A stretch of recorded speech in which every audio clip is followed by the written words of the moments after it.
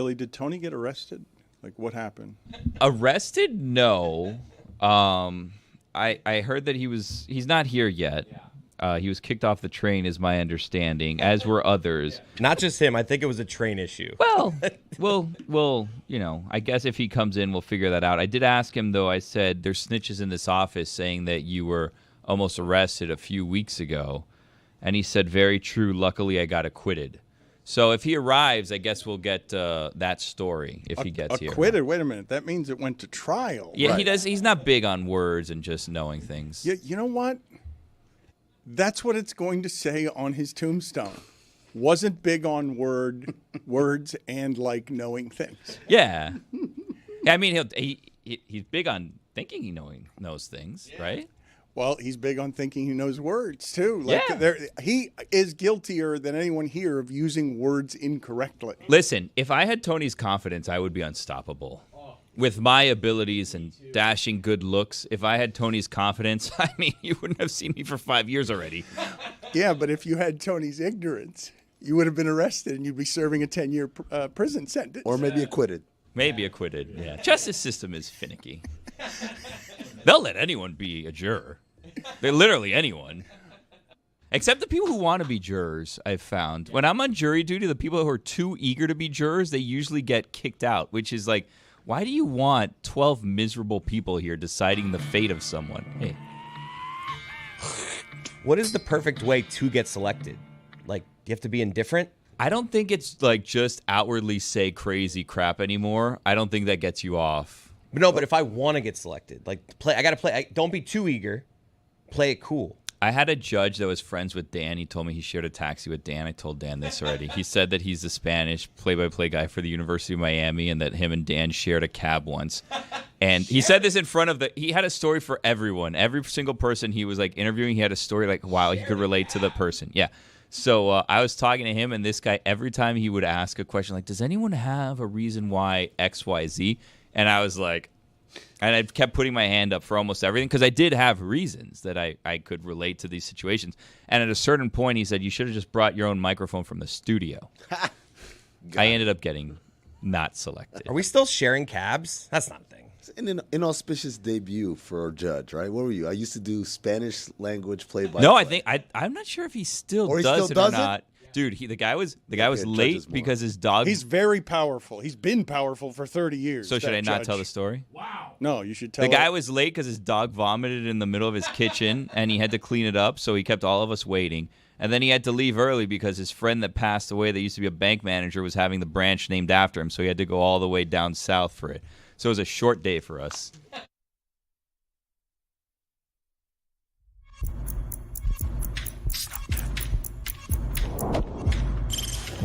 Stop that. Stop that. Stop that. Yeah. I hear him chat to the noise. Move too quick, can't stop for the talking. I hear him chat with the walking. Just too sharp with the prize. White girls let it tell me I'm awesome. Yeah. Hot like fire on the pan. If you wanna touch my please use caution. Cold like 0 degrees. I'm out the cage, gotta let out the beast. Revolutionary, gotta let out the streets. Locked in a cage, I'ma let out the sheets. We can't go out, man, forget my peace. You take the west, I'll take on the east. I'ma put him in the cage, never let out the. I hear him chat to the noise. Move too quick, can't stop for the talking. I hear him chat with the boys. Man, so tough, but man's keep walking, yeah. Just too sharp with the prize. White girls, let it tell me I'm awesome, yeah. Hot like fire on the pan. If you wanna touch my please use caution. Stop that. Stop that. Stop that. Whoa, you stumbled onto another Wild Billy Wednesday. Hold on to your hats, partners. It's about to get wild.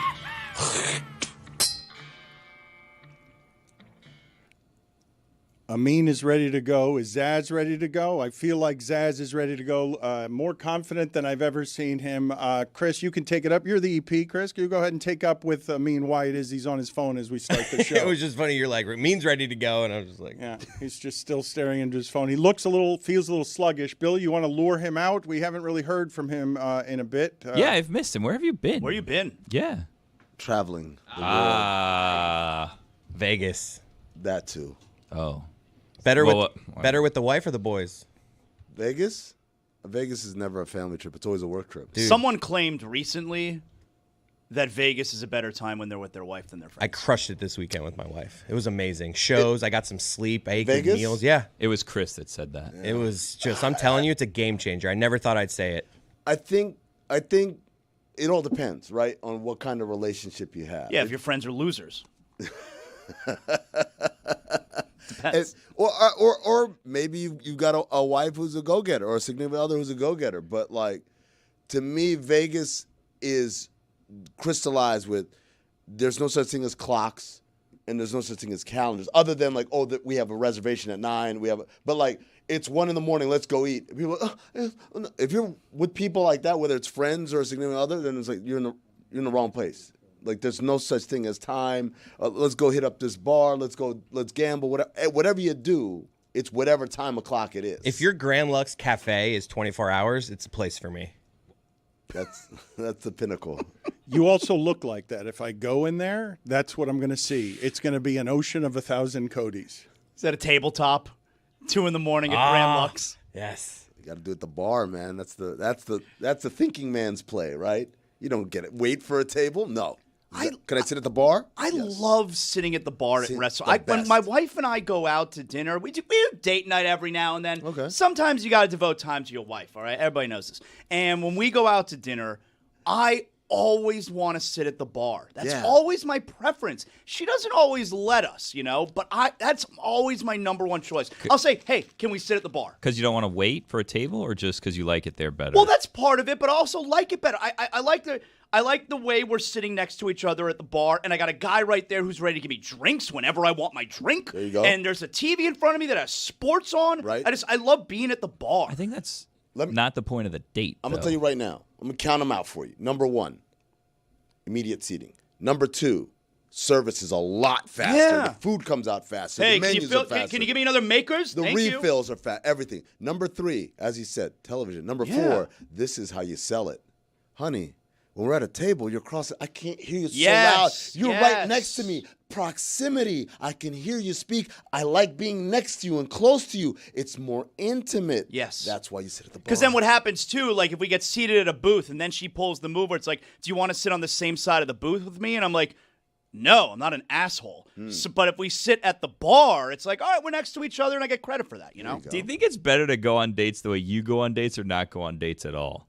Because, like, your date is, I want to go to the bar where I have someone serving me a drink and I have a TV in front of me and we can get in and out as quickly as possible. Yeah. And I would argue that's not probably a date that your wife wants to go on. So is it better to just not go on a date at all? My dad's first date with my mom was famously at a Pizza Hut, and my dad sat on the same side of the booth, and it like freaked my mom out. She's Really? like, "Why is this weirdo sitting on the same side of the booth Hey, as me?" look at To the this results, day, though. Yeah. Going to the Pizza Hut with a date. They do a the pizza old school. buffet? Oh, that's a boss move. I miss that Pizza Hut. Yeah. But one of the best things you can do is if there's like a bunch of fancy spots that you want to hit in Vegas, just on one given night, you can go sit at the bar, grab an appetizer and a drink from one, hop to the other, go sit and have your meal and a drink in another, and then a nightcap at the next one. And now you've got an opportunity to check out all those different restaurants that you wouldn't have been able to either afford or go to otherwise. Speaking of restaurants, I actually found it hard to find Coke in Vegas. Really? A lot of Pepsi. Like every place you go. Oh, God. Every Okay, place you well, go, know what? it's I'm Pepsi. going to have to kick Amin out for that. Like, he's been slow in this morning, and I'm going to have to kick him out for just not understanding what the hell's going on around here. Minor penalty, 2 minutes for not listening. It's not the perfect penalty. I'm going to get the penalties refreshed so I have the perfect penalty. Comedy. But I'm telling you, you'd think like Vegas, everywhere it's Pepsi. Everywhere. And my wife's one of these people, after a night of drinking, she likes her lunch with a nice Coca-Cola. Nowhere, every hotel in Vegas, I swear, restaurants, Pepsi. I don't drink soda. I don't know about any of that. Really? Nope. Your whole life? My whole life. Or you just stopped? No, my whole life. Why? Just we were never a soda house when I was a kid, and we're not a soda house now. Like my kids, they don't know soda. Really? Yeah. You want some right now? We have some here. Nah, man, I'm doing just. Do I look like I need soda? I'm doing just You fine. kind of have a soda drinker's body, though, without drinking soda. I mean, I don't know what that means, but I'm gonna take it as an insult. Whatever. If you said to me, I either drank a lot of soda growing up or no soda, I would lean the more. Who, for Zaz? Yeah. I mean, there's plenty of wait, soda wait, I've never wait. tried before. I'm sorry to do this to you, but I did say Tony's the worst with words. And Go on. And Chris is the worst with words. What? I'm sorry That's to my interrupt. gimmick. I'm sorry to interrupt. I would lean the more. Like, I don't even know what you're saying there. Try it again. If I said you've either had no soda in your life or a ton of soda, I would vote a ton of soda. Boom, Why? nailed it. You just look like a soda drinker. All right. Yeah. You're wrong. Oh. Why not? If you already have a soda drinker's body, just indulge, drink some soda. Okay, first of all, I think I haven't always had a soda drinker's body. Okay, I've never even heard that before. I don't It's know a what thing. I've never heard someone say, "Wow, that homeboy over there's got a soda drinker's body." I have I've never one heard too. that before. I have one too. Yeah. This is why it's a little bit insulting. What It's you're saying. not insulting. It's just a descriptor. If you find it insulting, that's you judging other people's bodies. Dan, you've not heard me. that before. You've heard someone described as they have a soda drinker's body. I am going to be honest with you right now. And Don't tell me I have well, a it's soda just drinker's well, body. no. What's going to hurt me about this? Okay, what's going to hurt me about this is I don't like succumbing to the things sometimes that make Wild Willie Wednesday successful. But when he said that, my initial reaction was legitimately, that's one of the best insults I've ever heard. What's an insult? Descriptor. You have a soda drinker's body is not something I've ever heard, but it's absolutely an insult. I got one in sports. Dion Waiters. Oh no, Kyle Lowry. Yeah, that's Nah. that's a good one. I think Kyle Lowry's got an ice cream sundae's body. Okay, I don't believe we should be body shaming anyone around this here. isn't shame, just descriptors. If you guys find it insulting, that's on you for receiving it that way. Just descriptors. Okay, I'm going to That's put it all. on the poll at Le Batard Show. Is it an insult to tell someone they have a soda drinker's body? How can it not be? Well, because I don't think of soda as healthy. I think of it as sugary, very and I healthy. think okay, maybe you mean a triathlete who needs a lot of glucose, but I don't think it's what you mean. I got one. Zasloh's softball teammate, Mike Lowell. That's right. You think he's got a soda drinker's body? Good body, but a soda drinker's body. Not super defined. That's good because we can't just keep doing chubby people. Like He's not playing, chubby. Like that's what I mean. You're playing the game well. Let's find someone that's not chubby. Justin Bohr drinks a lot of milkshakes. Chubby. right. All right, let me get Tony caught up here as he arrives and we find out whether Hey, Dano. he's been arraigned or acquitted. Exasperated. Acquitted as always. Yeah, I don't. Well, what I don't know. Glove didn't fit. Okay, let's turn it down just a little. Let's turn He's it down. hot today. You just got here, and we got a lot of people who are already doing show, and it wasn't our fault you were late. So let's settle down. Wasn't mine either. Okay, but let's just settle down for a second. Go ahead. And He's let me telling you to shut up. Let me see if I can catch you up, Billy. If you want to be my Tony translator, he's not good with words. We've already established it. So I'm going to try and catch you up here, Tony. First question, Tony. When you need exactly the right word to say, in our group of people, who's the worst at having the correct word to say? Who has the most trouble with words around here? Who would your vote be for the people who are on air? Got it, my left over here. What's up? Sometimes says things that don't make sense, but I'm also very close second to sometimes I say things that don't make sense, but I also say things that make sense that go over your head so far that Izzy on days has to go be like, yeah, you said the right thing. And I was like, okay, perfect. Dan didn't understand. I'd lean more.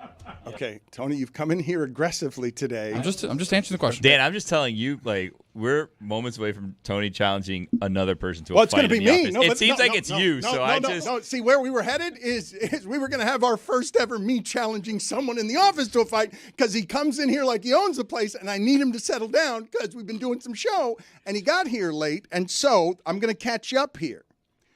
Do you like sitting at the bar for dinner? If you and your wife walk into the restaurant, are you and your wife going to prefer sitting at the bar for dinner? Yeah, I'd like that. All right, put it on the poll at Le Batard Show. Do you like sitting at the bar for dinner? Okay, Zaslow, you said before Tony got here that you're not an asshole because you don't sit next to your wife in a booth if there are two seats across from each other. We've been married. This year will be 18 years.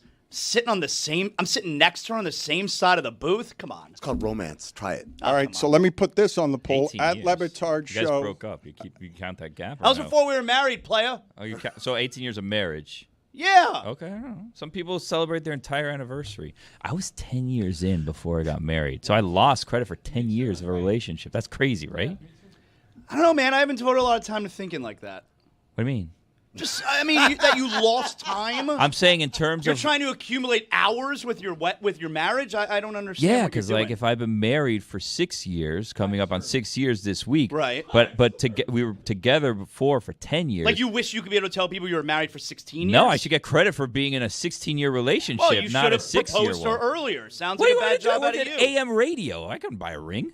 Oh, so it's about money, not about love. No, like for Well, they instance, do love money. when Billy gets to 40, we know that women, wives, come on. You better be careful. Wives is one thing. You say wives, that's one thing. That is a You completely better, you know what? fair You know what? Hold criticism. on a second, because he's getting too comfortable too. I need all of you to get a little less comfortable, just slightly less Fair comfortable. criticism. All right. We've got a penalty, 5 minutes. Major asshole. I know it's a Wild Willie Wednesday, just slightly less comfortable. I talk fast. The words they come out wrong. Okay. Where does he rank on the list? Get your soda drinker's body out of here. He does have a soda drinker's body. He drinks like Coke heavy, not even zero, not even diet. Like, the best part is he just said he literally has never drank soda. It's a lie. So you're getting caught up. And anything else, Dano? yes, there's much else. The more, as Chris likes to say. So put this on the poll as well. You got 4 seats in a booth. Are the 2 people sitting next to each other in 2 empty seats assholes? Because none of you guys do this. None of you will sit next to your wife in a booth. I'll do that. Romance. You should try it sometimes.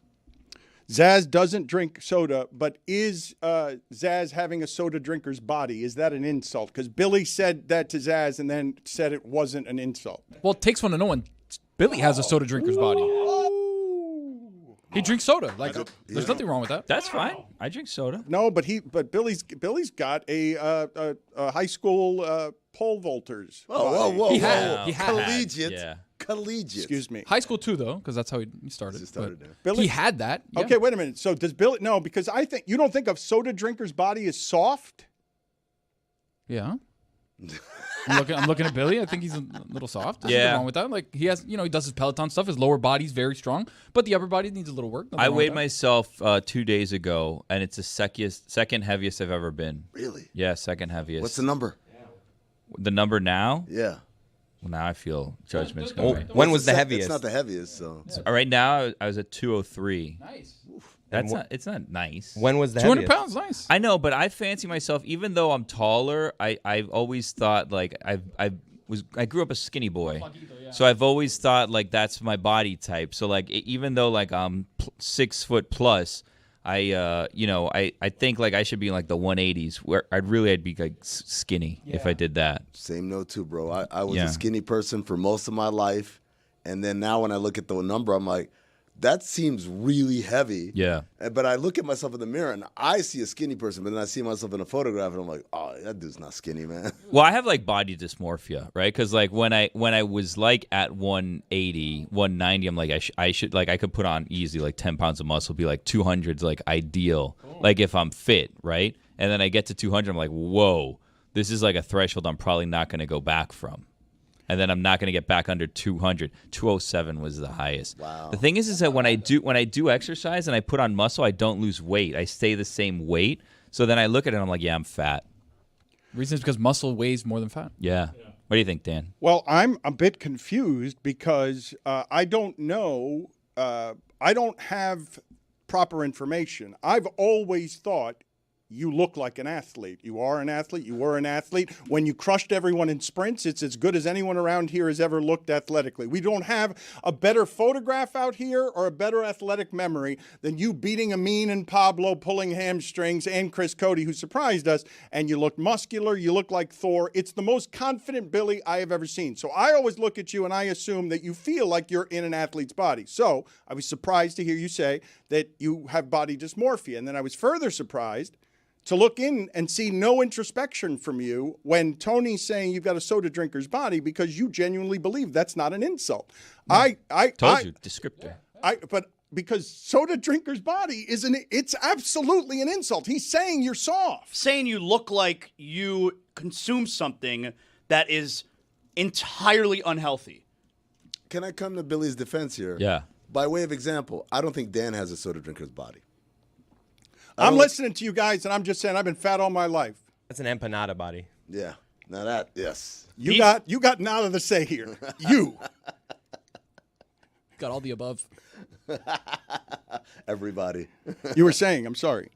No, I was saying you don't have a soda drinker's body. I don't look at you, this guy consumes soda. You got a soda Except drinker's body. I literally don't drink soda. Well, that's what the they all other. say. So Tony, we have two. What's the more shocking fact? And you'll be fully caught up here. Whether this person has never, you know what? Not shocking fact. I'm going to say disgusting fact. Or what's another? Now I'm having trouble there with it the is. words. Number Work through 4 it. on I the got list. Thank You you. say it, and then I'll Nepodemic, correct you if yeah. not. All right. So these are the two things we have to put next to each other that I want to compare. Zaz has never had a soda in his life. Lies. Greg Cody's first date was with his wife was at Pizza Hut. But it was a different. We got How old were they? Yeah, 'Cause, and we also have to put things in Yeah. perspective. What Pizza Hut? That's not the Pizza Hut that you know now. Yeah, that was a classy place. Yeah. That was a restaurant. You It guys was a remember restaurant. when Wendy's used to have a salad bar? I do. Inside? Of course. That was a proper restaurant. Of course. Yeah. Proper society. How old were they when they went on this date? This was college when they first met. It's understandable-ish. By far, the standout of that story is not that your father took your mother to a Pizza Hut. It's that on the first date, they sat on the same side of the booth together. And it creeped her out. Like, to this day, As it should. She still makes fun of him for doing that. Romance. You should try it sometime. You guys are saying that Pizza Hut was a classy place. You're saying that back when they served prime rib in first class on airplanes, And you could smoke. you guys are saying that Pizza Hut, because in my childhood I went to Pizza Hut. It was the big reward. That was money in my childhood. place. But it's not because I thought it was classy. Dress up? No, there was a buffet.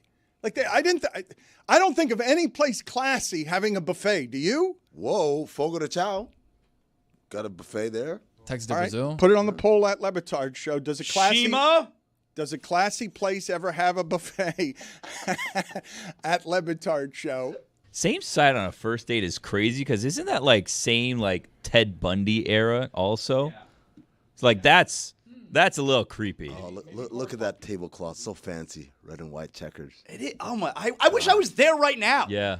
This is a lot better lit than most Pizza Huts I remember. I remember them being very dimly Look lit. at that chandelier. You guys don't have this right, though. Even through a child's eyes, and that's a fat kid's eyes. Pizza Hut, I went into it, and as a child, knowing not what good things were, I was like, this is not a No, classy dude, place. Pizza Hut is where we would go for the end of year trophy ceremony after my baseball league every year. Like Pizza Hut was like a thing. I'm sorry. Where were you guys going in college on dates? Were you going out to white linen restaurants? Come on, man. That guy was a journalism major, for crying out loud. How much money you have in his pocket? So you go out some fancy restaurant. Pizza Hut was a nice, affordable option. It wasn't like going to McDonald's, but it also wasn't going to break the bank. And by the way, romantic. Sit next to her. Creepy. All right, I've blown these phrasing. You're The doing more good. shocking thing, Dan, is Zaz not having a soda. For doing 19,000 years of morning radio, he's never had a soda. Is insane because soda's great. when Can you I- look at soda, can I- I think of morning radio. Can I ask a serious question? You haven't had soda for real? No. I mean, I've had some sodas, but like I don't drink soda. I would never say, "Can I have a Coke? Can I have a Pepsi?" So why Can do I you have a look like Sprite?" that? Damn.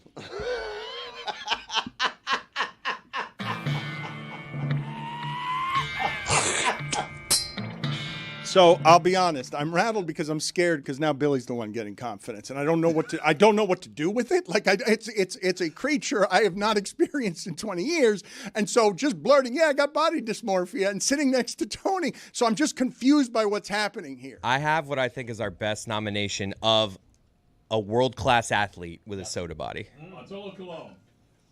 Better than Bartolo Colon. That's a flan body. Patrick Mahomes. Yeah, Look at that's him. a good. You actually what? I just thought about the picture of him with a shirt off, and it's like that doesn't look like the best quarterback in the world. Soda or beer?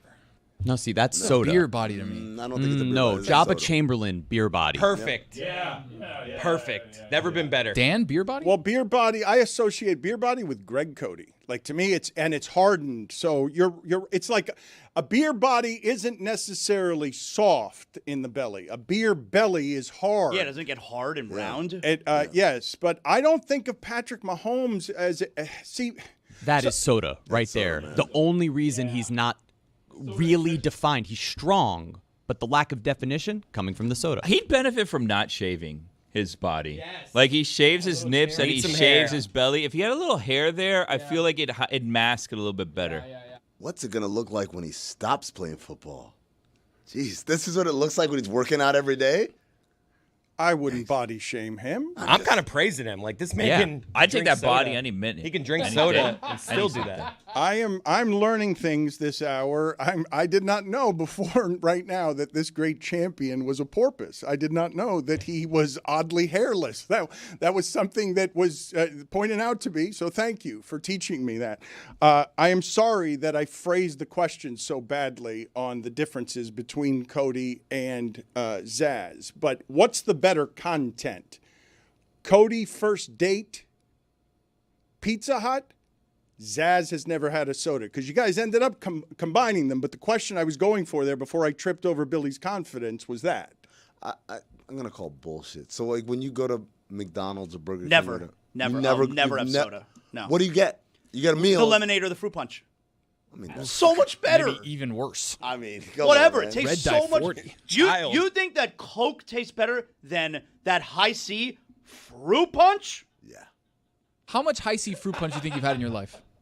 Enough. McDonald's High C Orange is elite. So They good. discontinued it and there was like a movement and they brought it back. Soda sucks. I got news for you. Oh, jeez. You suck. I got news for you. Okay, this is getting bad, and I don't know what to do about it. But He took a personal shot at me. It's in your contract. It's He your took a day. personal It's shot your at day. me. You He said negotiated soda it. sucks, which is more That's cutting. a personal shot at you? Yeah, if anyone knows me, I love soda. What are you, the inventor of soda? I wish. His mother-in-law has to hide the soda so he doesn't drink it at his house. I stop buying soda unless I get pizza. If I get pizza, I get soda. You get a 2-liter? I get a 2-liter, and that's where I get in trouble because I then have that for a couple days after. And, let's be real. I have pizza more than once a week. So the soda ends up making its way back into my house. And if you're listen to me, pizza establishments, and this goes along the lines of what Chris was saying. If your pizza establishment is offering Pepsi, Don't do it. respect to the Pepsi people out there and the Pepsi Corp if they're going to sponsor us or if they don't, whatever. But I will go out of my way to buy Coca-Cola elsewhere. Really? I will make multiple stops if I have to. Really? Yeah, multiple stops if Well, I I mean, have to. Pizza Hut is the Pepsi kind of, they're in the family, the Frito-Lay family, so. I'll have Pepsi if I must. Right. But if I'm ordering pizza, I'm a big takeout guy. Like I'll order it and then I'll pick it drive up. and I'll go get it. It's Yeah. quicker to me. Yes. Saves me a couple shekels. Even though I then go out of my way and I pay them a tip anyways, which is a whole Well. I'm giving them like 10-15% when I'm doing, the majority of Hold the on. Yeah, of exactly. the effort there. All you have to do is do your job. And then depending on where I go, like then I'll pull into a farm store. Do you guys know about farm store? It's not like it's not a national chain. In fact, it's barely a local chain anymore. They've been closing around left and right. There's florists now that occupy old farm stores. It's like a drive-through convenience store, basically. I'm sure you have some don't know in your about area. farm stores? Just No. not farm stores. No. Yeah, it's shaped like a little barn. It's called farm stores. There's a cow on the picture. We That's call why it they call it La Vaquita. La Vaquita, Yeah. which is the cow in Spanish. little The cow. little The little cow. cow. Yeah, the Uniquely calf. Miami. If you It will. is. Yeah. Pull up, you're like, yo, give me that 2%. They milk. got him in Billy, Yeah. Billy almost bought one. got And him it's Davey. dude, I had one that I was He was this eyeing close. that I wanted to buy for the longest time. You know what stops me from following my dreams? What's that? Resources. Yeah. If I had the resources, I would have bought up a series of La Vaquitas, and one of them that I wanted to buy, it's right by my house.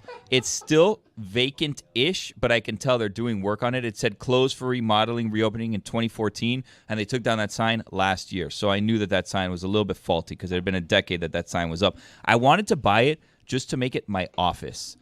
So like if I was doing Zoom work, it was going to be from inside a farm store that's down the street from my house. Like your work office would be farm stores? Yeah, it'd be closed to the public, but it would be a farm store that I have taken over and made into a little mini studio That's for a me. stupid idea. No, No. it's a great idea because this is Thank what you you. could do. You Drive-by can have meetings. guests come through the drive-thru. Yeah. Who do we have today?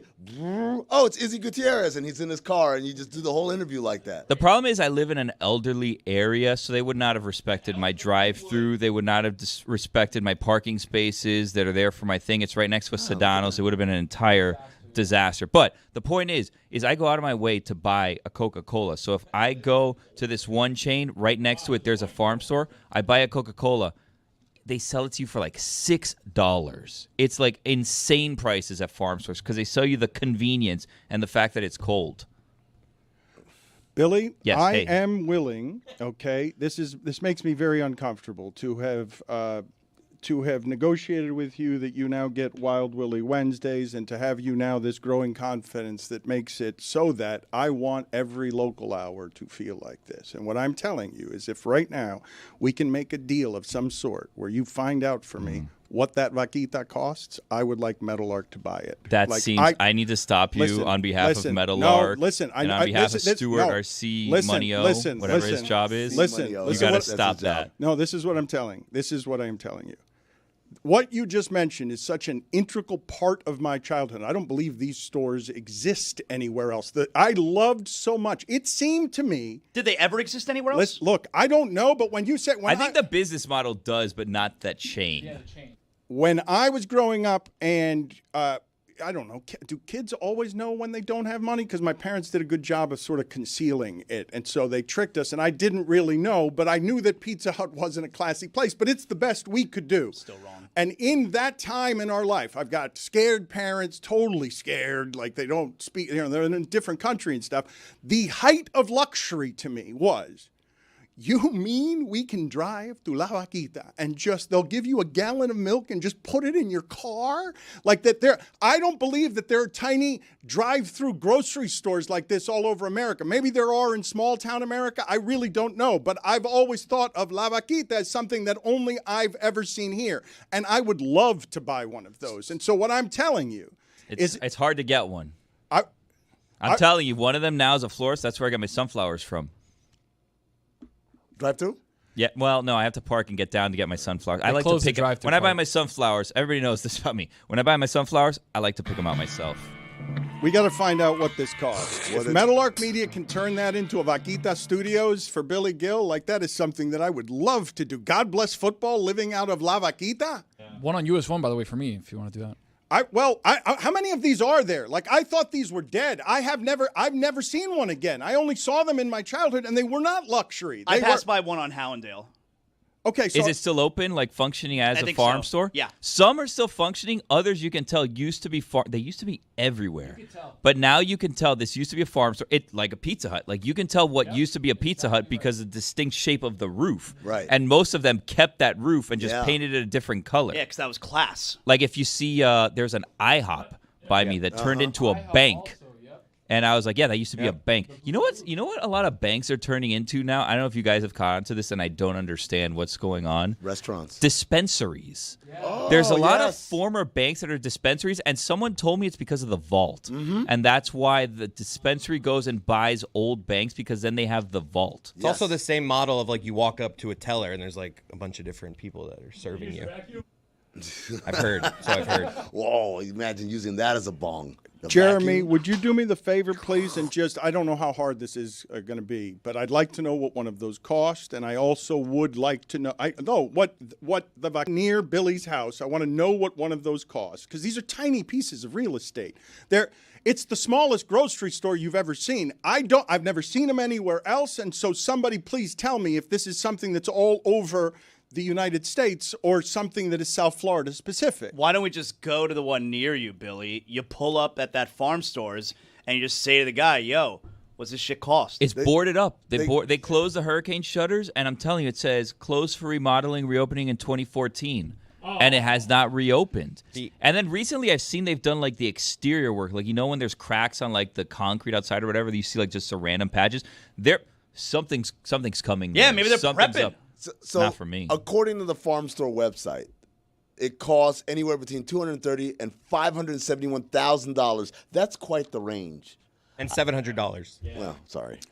It is quite the range. I'd like to find out, though, not just how much it costs. Jeremy, please find for us how many of these there are. Because not the tiny little ones that are drive-thrus, because it's not something I've seen before or since. But it really did seem to a fat kid like, oh my God, this is heaven. This is at the doors of heaven. Panguano, all of a sudden you get in, you're like, oh, it's hot. But it's instantaneous. Oh my You guys were God. complaining about you sit at the bar because you want your food immediately. Wait, I don't have to park. I don't have to go inside. I don't have to. You're just going to put the gallon of milk. You're just going to give it to my mom through the window. This American place is great. Blew your mind. Blew young Dan Le Batard's mind. I loved it. I thought farm stores was so good. I mean, we were there every other night. If we're in the car and we're out, we pass by farm stores. We always need something, so we just pull up to the farm stores. Yo, I need an orange juice. So what's the inside look like? It's just a bunch of people running around? It's one person. It's one employee. You don't go in there. He goes and gets whatever you need. It's like the smallest version of a gas station convenience store. It's half a gas station. It's a quarter of a gas the station. smallest version. The picture looked pretty big. It looked like a like a regular shed. convenience store. I Think about a love shed. Billy's No, very Vaquita small. Studios. All your dreams coming true near your house. I would love to Westchester. build studios over there. It's just to be honest with you, and we've found it somewhat in this studio too. I think you would agree. It limits our growth options. You know, like we built to what we are presently, but like if I build a La Vaquita Studios, and then I have like I can't really branch out and have a second show or second studio in there. It's a little cramped. There's no like office well, for start like secretary small or before you whatever. negotiate the next buildings. Well, Can no, you- you need to think. You need to plan for growth. Right. You know, Well, that's why sometimes we can't We go have to the one on penalty US 1, box though. because Zaslow is in there, Izzy's in there having a meeting Well, in the green room. You know what? It's funny that you should say that, right? Because we need to plan for growth. So, funny thing happened on the way to the DraftKings money. Florida was going to get gambling, and you should have seen how big our next studio was going to be. But we're stuck in a parking garage because this is what 11 is building and the Elster is building next to all this stuff. But then Florida lost the ability to have gambling. This thing was going to be a sprawling thing, and instead, we're all cramped in here. So start with La Vaquita. So you just start there, and then you negotiate your way up. It's like the opposite of Lone Depot Park, which is cavernous because they plan for growth. And I went to the game last night. I saw the Padres play, and I was like, I got to see these Padres. I got to see Tatis' son, right? Like, Also named Tatis. Yes, Tatis Jr., right? And so I went, and I'm like, let's see this. And I was staggered by just how big and empty this building is. You never been there? I've been there before, but I don't think I never sat in the seats. We went to a game where we were in the suites, box, yeah. in the box. So it's a different experience, right? But sitting in the seats where I'm looking at a full row in front of me that's empty, and I'm looking at whole sections that's empty, and I was like, wait, the Padres are good. This is a good game, right? This isn't like going to go see one of the worst teams in the league. This is a pretty good team that's from the West Coast or whatever. I thought there would be more people. You think if you're like, oh, it's my one chance to see the Padres? Well, but then the other thing I thought about is like, well, they built this thing with the idea that, because this was around the same era, all these stadiums and arenas were like, no, big, because one day we might have a thing that has like 40,000 people. Well, they showing built up. it with the idea that all those in the parking garage, like all those shops would be occupied. Yeah, and the it'd be- first floor of all the garages are Yeah. like built with storefronts There's that they were. nothing there. Nothing there. There was yeah. there was a brewery that closed, and I'm telling you, there's a urologist office in one of them, and that's it. It's the only modern building I've seen that doesn't have a shit ton of bars and restaurants outside. Yeah. Like every single arena in the country that's not like 100 years old or whatever has like right outside all of these kind of like feeder establishments. Like They're just- Wrigleyville. Yeah, they're just trying to hey, all the people who are on the way, you want to stop up and get a beer, you get a sandwich or whatever, because it's crazy price in there. Or you're leaving, you go on to linger and loiter around there. Yeah, instead or, we got Bull Bar. They closed that. Oh, really? Yeah, Boulevard closed You a couple think years ago. You'd think they could have one, like I get it. Maybe we don't have enough attendance to have a whole Wrigleyville, but like we need one big bar that is like a good place to go before it's the houses. That's Right? the thing There's is that people's it's houses right there. It literally was a residential area that they put it in. I think they like bought up like area around it. So it's not, if you want to go to Little Havana, there's 8th Street like down the street, and that's where you kind of go to Little Havana. So it never really materialized. I've heard though, and I read somewhere that they're buying up like plots around there that I think they're going to try to turn into something. But I mean, we're like 13 years in at this Well, point. who's responsible for choosing that site? I wonder who would decide to do something. Who would have had such little foresight and to just select that of all places?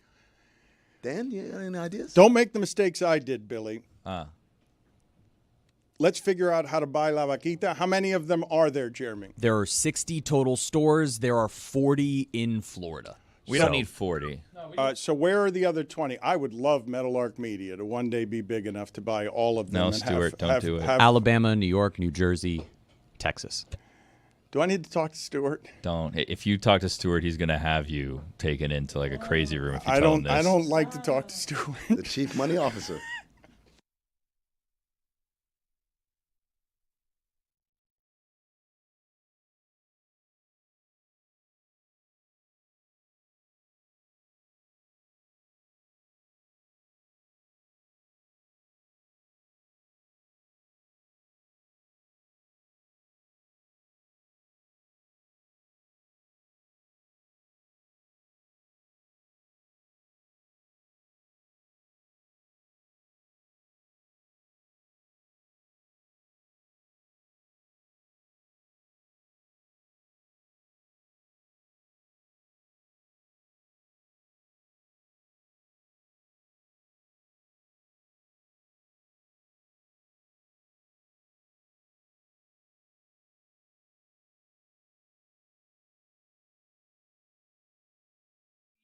Has changed. Weed is legal now with Stugotz and Greg Cody. I'll tell a story if it makes you feel better. Yeah. When I first took the first edible I ever took was in New York, and at the time I was breaking the law. Okay, so now you can feel good about telling your story. And the guy told me, "Hey, just eat half of this." Mm. And so I ate half, and I waited, and I waited, and I waited, and I didn't feel anything. And he begged me just to eat half. And he did say on the front end it might take a while. But I was impatient. Right. Because when you smoke marijuana, you get instant gratification. And waiting an hour or two for something to kick in was not something I was familiar with. Right. So I ate another half, which became a full cookie. And 60 minutes later, I don't remember anything. I woke up the next morning on the floor in my wife's uncle's apartment because Abby had to throw me into a cab with her, and she took me home. And I was curled up in the fetal position, and I don't remember a thing after the second half of that cookie. Wow. This was last Wednesday.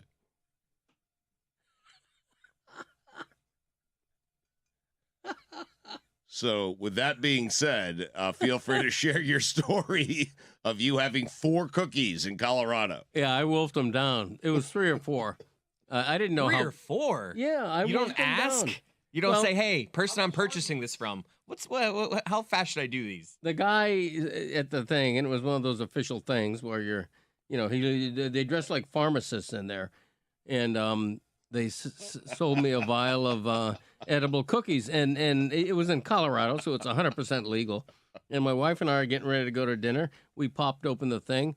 She had a nibble of one, and I ate, I think, probably 2 or 3, and it hit me by the time we got to that restaurant. I just love how terrified you are of this conversation. You keep throwing in there like it's perfectly legal what I did. To be fair to Greg, this has not exactly been, the most up and up thing to talk about for 60 years of his life. Right, exactly. This is a fairly recent phenomenon. We just go, oh yeah, everything's fine now. No, and I don't, we did that because we were vacationing in Colorado, and I wanted to Stop giving qualifiers. I have to give a qualifier. Greg, more qualifiers. It feels better when you're doing it legally. It right. does. I don't smoke anymore. I mean, I don't do that. I did in Totally college. lying, trying to make them feel better. I mean, Thank you.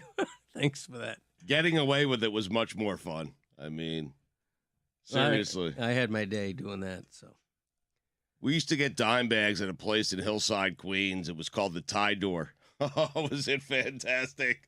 You never saw the guy. You just saw his hand. You would see his Like hand. a first touch in a marriage? Yeah, you would open up this little sliding door in Hillside, Queens. You would see his hand, he would see your hand, you'd never see each other. He'd put weed in your hand, you would put money in his hand, and that was it. That was a transaction. It was great, called the tie door. Weed first, then money? Money first. Oh, there well, you go. it was like you would do it at the same time, but occasionally. So you'd see both hands. Yes, correct. Once every 6 months, you'd hear stories of like some guy sticking his hand and then like, getting arrested on the spot. The cuffs right on the wrist. That's all you see, the wrist, and then. I always wondered, is today going to be the day? Because I went every day. And it wasn't far from my house, but.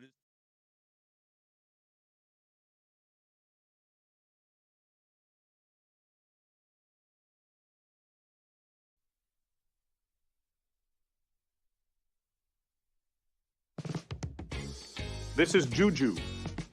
He's got a new show. Welcome back. The Alley Oop has returned. How many damn jerseys do you have? It's about basketball, hoops, and hoopers. I'm trying to get us away from calling him the Joker because the other nickname on his page is Big Honey. And I just think Big Honey is a way better nickname. Now, Don Staley and them girls back at it again. And she gonna pull up Prada down, Chanel, Gucci, Louis. It don't even matter. Them Auburn Tigers, bro. Them boys 35 years old each player. None of them brothers got a hairline amongst any of them. But maybe you're wondering, where can I see it or hear it? Tell us, Juju. Subscribe to our YouTube channel. That's youtube.com/oddballhoops. Do you need me to point at some visual explanations? Well, here you go. Hey, what's up, Le Batard fans? It's your girl, Roz Goldenwood with Good Follow Show, presented by DraftKings. And we are still buzzing from All-Star in Indianapolis. We also have the chance to talk with one of the legends of the game, one of the GOATs of the game, and one of my good friends, Candace Parker, joins the show at Good Follow. It's awesome to hear from her, and we hope you'll tune in for a good kiki and also all the tea on hoops. We drop every Tuesday, Thursday, and we'd love to see you there.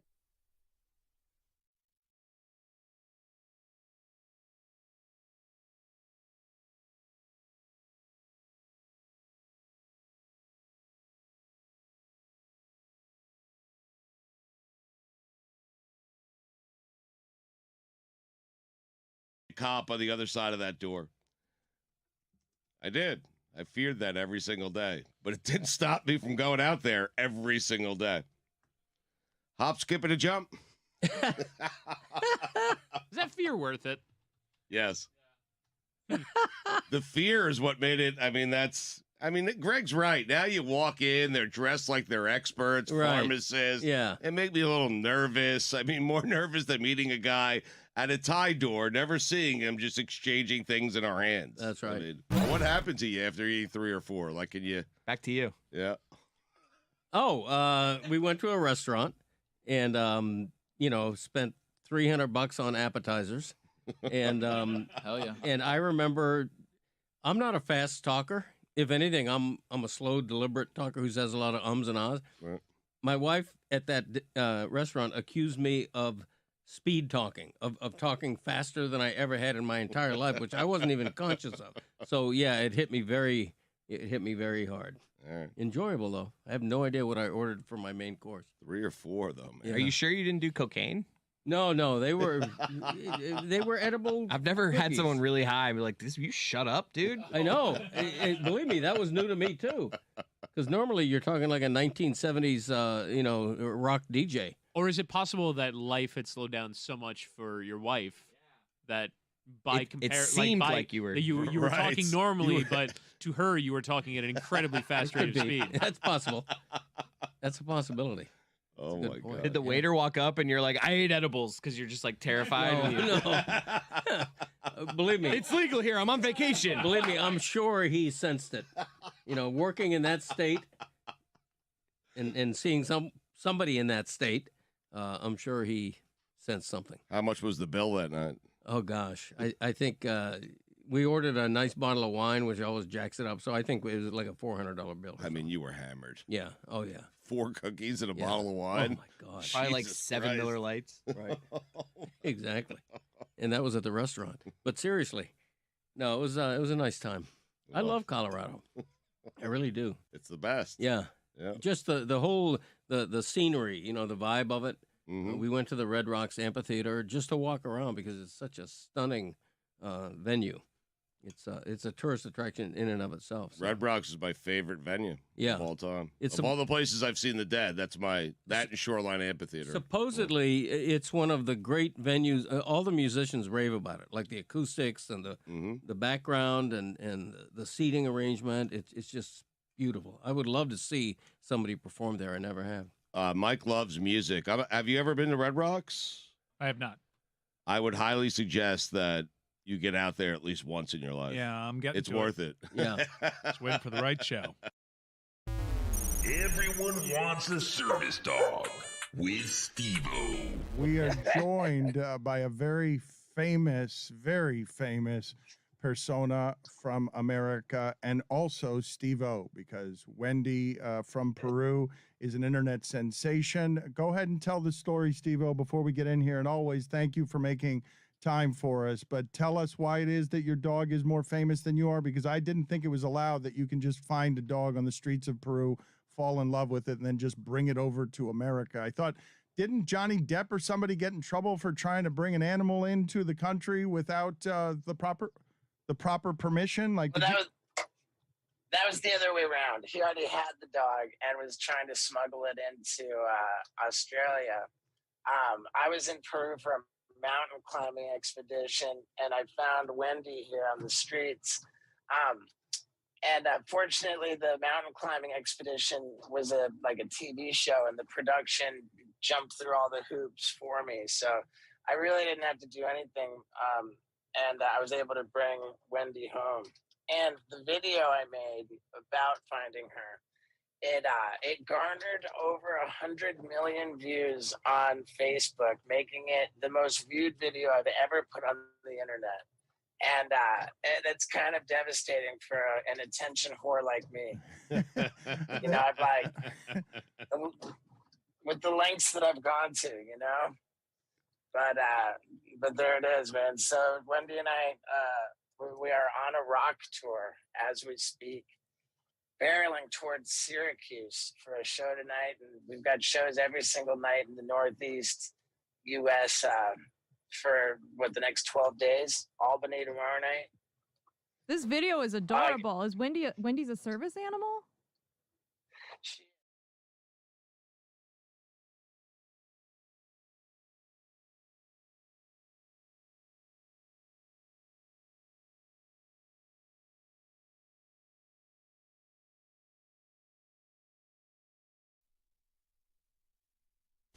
This episode is presented by DraftKings. DraftKings, the crown is yours. All right, so I don't know what to do about that first hour, because we now have an orally binding commitment, Billy, and that's not the way you negotiate these things. Usually you talk these things out. They don't happen on air.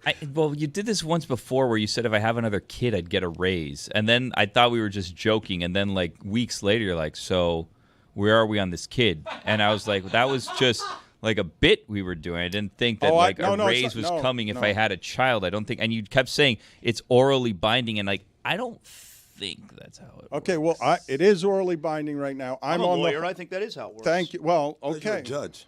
And a lawyer. With prejudice. How do you think I became a judge? By doing Spanish play-by-play. Law school. So the thing that I have a trouble with here is, and Stuart, I just called Stuart and he told me that because I've done this a couple of times now with you, that we're out ahead of ourselves, where La Vaquita knows that we need this property, and it's a condemned property, it's a small property, it's got to be one of the few properties in South Florida that doesn't have a great deal of value, because we're building straight up because we have no more room, because it's the least affordable housing market in the United States. I think it still is. So we're in a bad negotiating position with La Vaquita, but I do want to buy it for you, whether you have a kid or not. And I want to buy it so that La Vaquita Studios is something that we're building at Meadowlark Media through Billy Gill. It's something that I wish to do, but we got to get the price down, and we got to negotiate this correctly. Not you and me, us and them. So what do we do? I need more. Let me work it, Dan. Let me work it. I'll talk to the guy. We'll make something happen. Can we agree he came in with a really stank attitude today? Like everybody Saved here the was show. riding high and was Stank attitude. pretty happy, and you came in like whoa, whoa, whoa, whoa, with a stank ass attitude, and you really brought things down. Well, it's a Wild Willie Wednesday. He's never wrong on Wild Willie Wednesdays. He get gifts from Dan if he has a child. Dan wants to buy him things. Like, I don't know what's going on here. We need to talk to Stuart about other things, by the way. I mean, he's got seniority over you. It's not about me. It's not about me. You Dan. report to me, son. I do not report to you. We I would can have been arrange- gone long ago. Billy, we can arrange that too if you want as part of. It is a Wild Wednesday. We can arrange. We can actually arrange. We're in the middle. We are right now in the middle of making the company org chart. I'm not even kidding. Like remaking the entire company org chart. I would actually be happy to create a situation where Tony reports to you. No, I don't want that.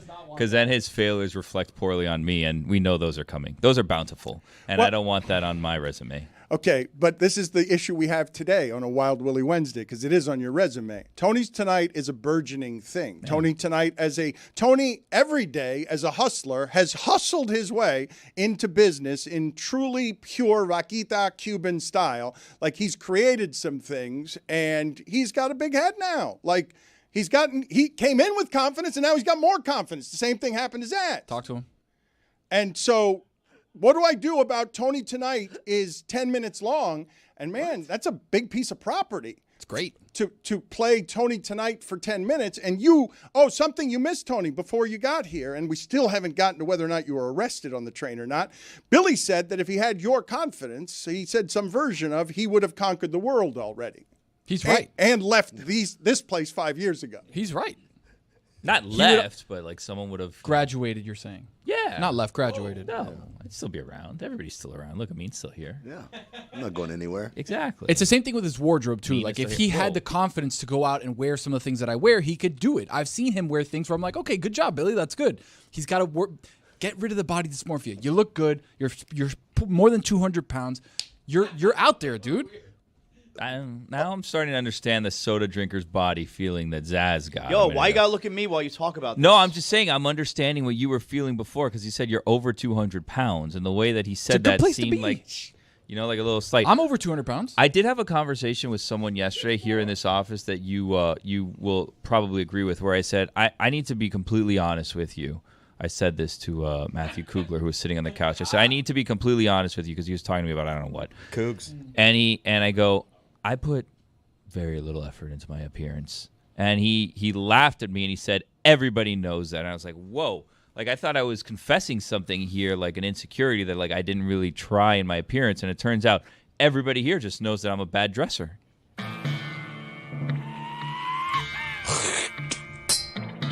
Brian Scalabrini, Soda Drinker's Body. I would look like an asshole if I dressed like you. And I don't mean that as like an insult. You need to have the confidence to go with it. Because if you walk in kind of like, you wear I these kinda look linens stupid and like these this. things that look like they go on old ladies' couches, and it's like I Mhm. can't pull that off. Like I'm not a fish. I don't belong in like a net top. Like what are you wearing? It's You not know, I netted. can't do it. It's not netted top.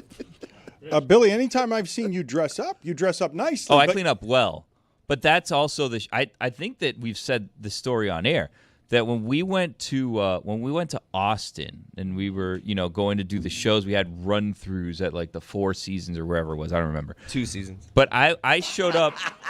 I showed up on a different flight than everyone else. My flight was later in the day, so everyone had already spent like half a day bonding when I arrived. So I was like texting, trying to figure out where everybody is so I can meet up with them. So I go meet up with them, and I simply got a haircut and put on my contacts, and they didn't know that I was their coworker. Nobody knew who I was. They didn't recognize you. They didn't recognize me. At the time, like the person that was running it, like looked at me and was like, hey, "How can I help you?" And I was like, "We work together." And they're like, "Oh, I didn't even recognize you." So like, I clean up well, but it's because I come from such a shit like layer of normalcy there that if I do really anything Normalcy. to try to not look, myself, I'm better. No, you're right. Found a word. That was shocking. You're right. I appreciate that. Again, if you just walk in with the confidence that, hey, I own this, like I look good in what I am and what I'm in, you make it happen. Paul Konerko, Soda Drinker's Body. Tremendous. Yeah. That's good. I can't believe that Tony, while giving you the Tom Cruise and Magnolia confidence talk, corrected you correctly on a word. I can't believe It happens. that you. Well, we're about to make him report to you, and I'm about to make you decide whether we play Tony tonight today or not. Because now that he reports to you orally binding since we've been speaking, we have a 10-minute segment with Tony. And the last time we played a segment, I got to tell you that the aforementioned Cougs didn't want to play it. And Tony's like, "Who's he?" And I'm like, "He did Craig Ferguson show. Who cares? I'm Tony."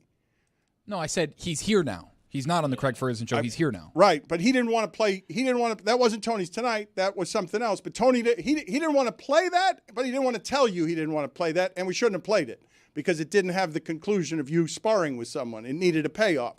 Now we've got a Tony's tonight, and Billy's in charge today. Well, I haven't seen this. I don't know what it is, so I can't vouch for this. This one's great. This one's with a local luminary in the media, Mr. Eats 305, my buddy George. Okay, but I need your help here, Billy. Well, he gave me a hat once, so I'm like leaning towards we'll just promote his stuff because I got a free hat from him. That's how I roll. You give me a free hat, we're good. Well, for no, life. but I need you to make an executive decision here. There are 10 minutes of valuable property Seems on this long, show. if I'm going to be honest with you, on the front end. 10 minutes seems like a long time. Okay, well, let's talk this out because we're not. What do you talk about? We're not an organized production here. Hold on. We'll find out or not whether or not Tony tonight plays today. You're going to make the decision. Dexter Pittman. Yeah. Soda drinker's body. Oh, yeah. I feel like we need a skinny person in there so like you can understand like that, you know, skinny people can also be soda drinkers. You know? Jalen Rose. Soda drinker's body. Skinny guy. Nice Solid. one. Soda drinker body. Is he skinny, though? He's a big guy. Well, now, but Jalen Rose, when he Back played, then? yeah, skinny. But Diet Coke. Dan, for later on today, I have 3 different pickles, and you can choose the pickle that you want to figure out. Sell pickles in my movie theater. You know what, Zaz? I went, and they sold pickles at my movie theater, too. No way. I think it was $2.99, right? And mine is $2.99. Yeah. Dill. I didn't ask what kind. I want to, Billy, come to terms on you getting more power. I'm endorsing what it is that Tony's saying. You just need a little more attitude in your game. But you have to be the person that's also willing to tell Tony, hey, that's not good enough. Those 10 minutes. Oh, I'm more than willing to tell Tony that's not good enough. I tell him that every day about everything. I think Tony maybe should report to you then. I think you should be Let's do it. I think we should create La Vaquita Studios. But what do I do when he threatens to fight people? Well, no, we got to call outside human resources. We got to call So I the can fight people them too? who no. See? This is the problem. Bring here. in an HR nerd here. We'll see what happens. Oh, no. Oh, On site. HR. That's Dominique Foxworth. Okay, that's not going to work. That's not the way that needs to be.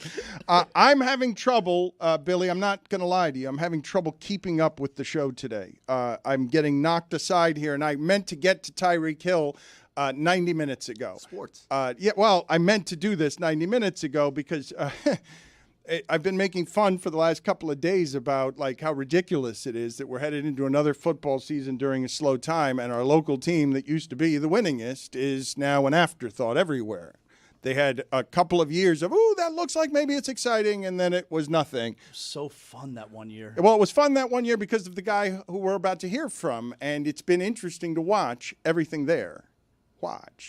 He went from Kansas City to here, and he said in Kansas City we'll win 7 or 8 championships. And if they'd stayed, there weren't going to be a whole like if Tyreek Hill and Travis Kelce and Patrick Mahomes loved each other so very much, like the Panthers do, they could have stayed together for a really long time.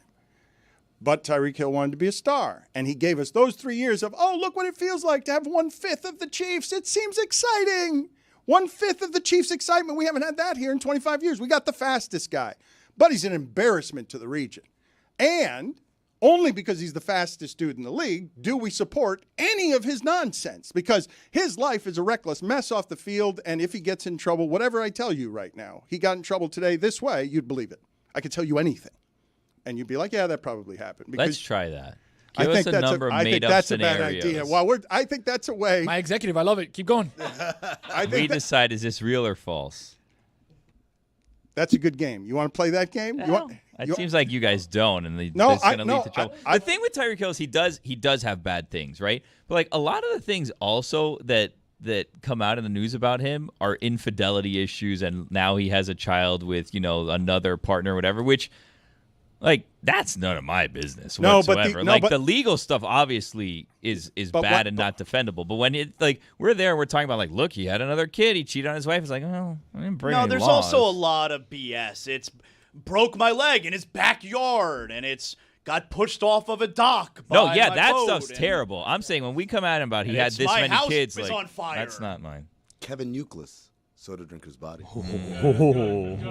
I'm kind of out on all of this Tyreek Hill we got yesterday because it's just he does it every year. He shows up to spring training and he says it felt just like Jimmy this last camp for the Heat. I'm going to say all the right things, and then as soon as something doesn't go my way, I'm out with this. As soon as Tyreek has a game where he has 3 catches for 40 yards, he's going to be mad again. Like, he's trying to do this. We could play this sound where he's just, I have to be a better. He says all the right things, and it just means nothing. Say it after a bad game. I think the only difference right now between Tyreek Hill and Jimmy Butler was Tyreek Hill actually said he's quitting.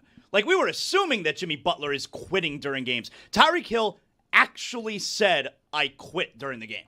I'm sorry, did you say he showed up to spring training? Yes, he did. He's playing baseball training now. camp. Did I not say training camp? Words. I said camp training. with NBA. You said spring It's training. fine. I apologize. I didn't want to everyone. correct him.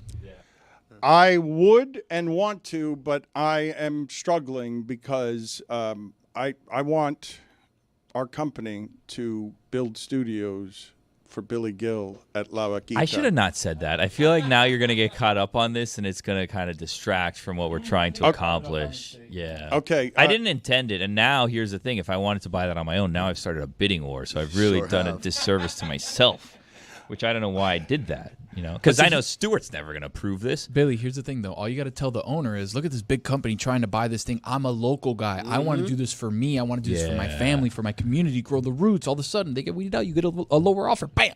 You know what I've learned from when I was buying a home? They usually don't like the woe is me story where I'm offering less. They're going to take the most money from whoever it is that offers it to them. No, you got to play the local angle. You say, hey, look up Metal Arc Media. Where's their headquarters? New York? Do you want those big city assholes? Yeah, city coming in slickers. here? Yeah, no, man. Keep it local here. I'm a local boy. Yeah. Born and raised. Born and bred. Generations. Yeah. Keep it here in the family. That's how you sell yourself. Okay. I believe we should crowdsource this to our audience and see if they want to rise up and buy this for you in a very difficult time. See if they buy it for you. I'll leave it alone for the moment. Go fund me to buy La Vaquita. Yeah, I want to figure out how to buy this. I'm going to leave it alone right now. But I do want to offer an apology for yesterday.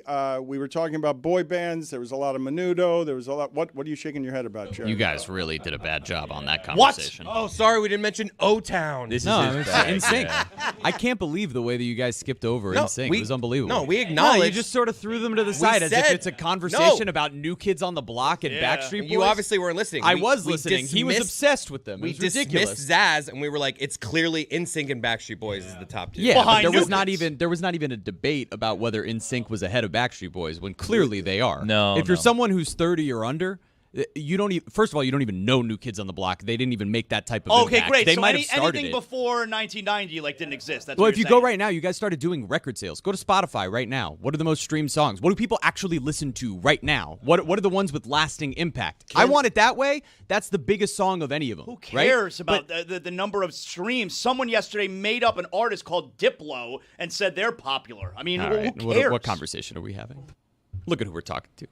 New Kids on the Block did have a Saturday morning cartoon. Now, I don't know if anyone wants to have this, but I am ready for a Backstreet Boys versus NSYNC debate. I think the difficulty is that Backstreet Boys, because none of them could be capable of going solo, they're deeper. They're still Justin Timberlake. If we were drafting the two bands, hear me out. It would be Justin Timberlake first from NSYNC. The next 4 picks. JC Chazé was great, dude. Dude, Nick, Brian, AJ, and Howie and JC are close. Donnie Wahlberg's ahead of all of them. Howie's a great voice. JC is a tremendous. The bottom. He was a massive flop. The bottom 3 of NSYNC are just like nothings. How dare you say that about Joey Fatone? Cisco had a great singles Joey career, I'm just gonna Joey Fatone is not only all over Impractical Jokers. He performs at Epcot, Joey and Friends. But also, I don't know Soda that Drinker that Body. means he was a good singer, That's though. hard times, dog. Hot Dog Impresario, too. Can I tell you an idea that I had, a meme that I think only you would appreciate, and I'm glad that I didn't follow through on it? So you know how like there's all these podcasts that are like watch along podcasts, and they rewatch like old shows and then they break down the shows. Are you familiar with this concept? Yes. Okay, good. So I was joking around about doing that here with the aforementioned Kugler and with Thomas, who used to work here with us. Please do it. And we were gonna do. You don't even know what it is. We were gonna do it. We can't do it now. So we were gonna do it for Impractical Jokers, and Impractical Jokers watch along from the beginning and break it down as though it was like real art, and we're breaking down all these pranks. And then half of them were sexual predators. So. Well, not half. Allegedly. Half is a strong number. It's not half. It's a quarter. Two of four. One. Well, who's the other one? There's other texts out there, and just saying. forgive- Glad we didn't do that one. All right, so forgive me, Billy, on this Wild Willie Wednesday. The apology I was going to give before a boy band argument broke out again. The apology that I was going to give is, and Jeremy, I'm going to cede the floor to you here to just make all the corrections you want from yesterday's show about not just necessarily boy bands, but anything that we got wrong, because there are any number of times when Zazzle says, who the hell's Diplo, where we age out in a way that's embarrassing. But the thing, before I do that with you, okay, because what's happening around here, and I'm sorry that I'm this kind of disoriented today, because this is not an act. But I meant to apologize because every conversation that we were having yesterday that calls Menudo the OGs or anybody the OGs, and no one ever says the Jackson 5 when we're talking about bands, it never comes up. Like, it's one of the great embarrassments of my career. One of the great shames of my career, that no one around here said anything, that all of these forever will pale forevermore, because there was another group of people 20 years ahead of them that were far and away better than Joey Fat One. Okay, hold on. Time out. So the difference between Jackson 5 and all these other bands we've mentioned is all these other bands were manufactured. They were put together versus Jackson 5 was an actual family, right? These people grew up together. So there's a chemistry there you can never duplicate. Having said that, I thought you were going to go with New Edition, which is the blueprint for all these other bands. New Kids on the Block was basically, this New Edition thing is cool. What if we did a white one? New Edition was mentioned by They Roy. were eventually mentioned yesterday. Yeah, because Zaz said that New Kids on the Block were the original, and then eventually it had to be brought up that, well, they were really based on New Edition. Right. And then also, if we want to talk about stardom, New Edition, all those jokers went on to be solo acts. And you can't say that by them other bands. They all went on to be solo acts. That was the one thing with NSYNC that made them different than everybody else. Backstreet Boys, the only reason they're still together is because none of them could do it on their own. Couldn't stand. But in NSYNC, again, you have Timberlake, obviously, superstar. J.C. Chasez had a solo career. And he's written for a lot of other artists, is what it is. But it's like, okay. And then Joey Fatone, who, my guy, I love him, but also he's playing at Epcot apparently. Which I mean, Chris Kirkpatrick was the voice of My Shiny Teeth and Me on The Fairly Odd Parents. That's not a huge moment in your career. Hey, man. We saw Chip Skylark. Chris Kirkpatrick one day when we were at ESPN was just hanging out in the bar. I think it was at the Super Bowl week. Clevelander. No, it wasn't Super Bowl week. It was just a random week. He was just hanging out there with friends, and we sent multiple people down there to go like do a pass. Like for sure, we were caught to do a pass. We're like, I think that's Chris Kirkpatrick, and he was wearing shorts. So then we started like comparing tattoos, like pictures we could find of tattoos on his calf to see if it was him. Turns out it was him, just hanging out there with his friends. We were all too embarrassed to talk to him. The crazy hair going? No, Not anymore? no, toned down. Tony, no way that you're too embarrassed to go talk to him in that situation, right? I don't know who he is, so yeah, I'll go talk to him. No, but I'm I just don't care. saying. No, but I'm saying, would you behave the way Billy said? I don't have the reverence for Billy's. This is his thing. He's too cool for everything. No, I just don't know didn't- who that is. You don't know who one of the members of the biggest bands of all time is? I don't know if it's Got it. Backstreet Boys or Okay. NSYNC. I don't know which one it is. Okay. Can you tell me? No, yeah, I'm not indulging you Okay. in this. We'll Okay. we'll talk about this at your mid-year review. Billy, I want to turn that. He wants me to know bands I don't know? Like, what do I do? No, the question I was asking you, Tony, is if you would behave that way around anyone that you admired. You're hiding around them. You're taking pictures of their tattoo. You're trying to make sure it's them, but then you never get close enough to actually talk to them or have an exchange. You just have the story of photographing their ankle. No, I've been known to go up and say hi. Like, Dan, there was one time where we were at Sandbar. Yeah, there was one time we were at Sandbar, Dan, back in the day, and I went up and I said hi to you, and I said, hey. Oh, wow. you know- Respectfully, Dan is no Chris Kirkpatrick. Okay, but if I don't know Chris Kirkpatrick That's and I've seen crazy. Dan on TV my whole life, that's the closest thing I have to somebody who's famous. That doesn't feel respectfully. I just want to say that right now. He's no Chris Kirkpatrick. You remember this event? Probably not. I don't. How old were you? This was. I'll look it up. It's on my Instagram. Hold on.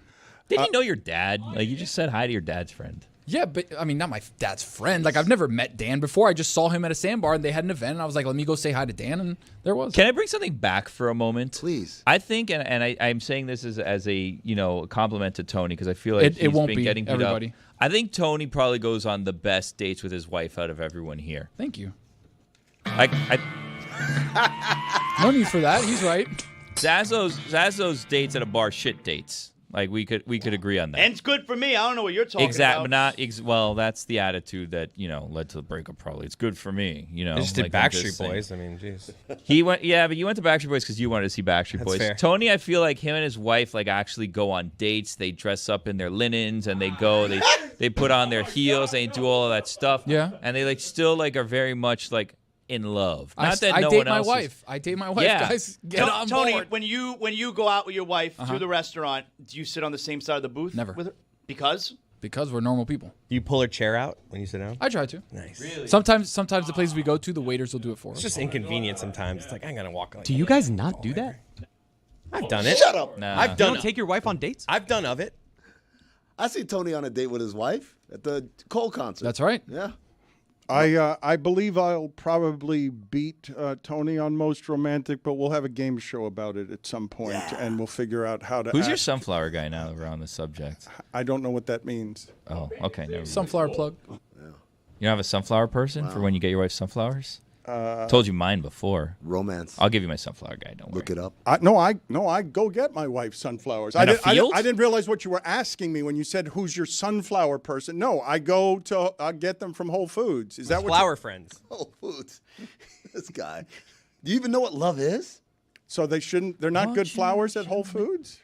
You gotta go. You gotta have a plug. You gotta have a guy. You go to maybe in the La Vaquita, a former La Vaquita. There are people that look down on grocery store flowers for some Why? reason. I don't understand that either.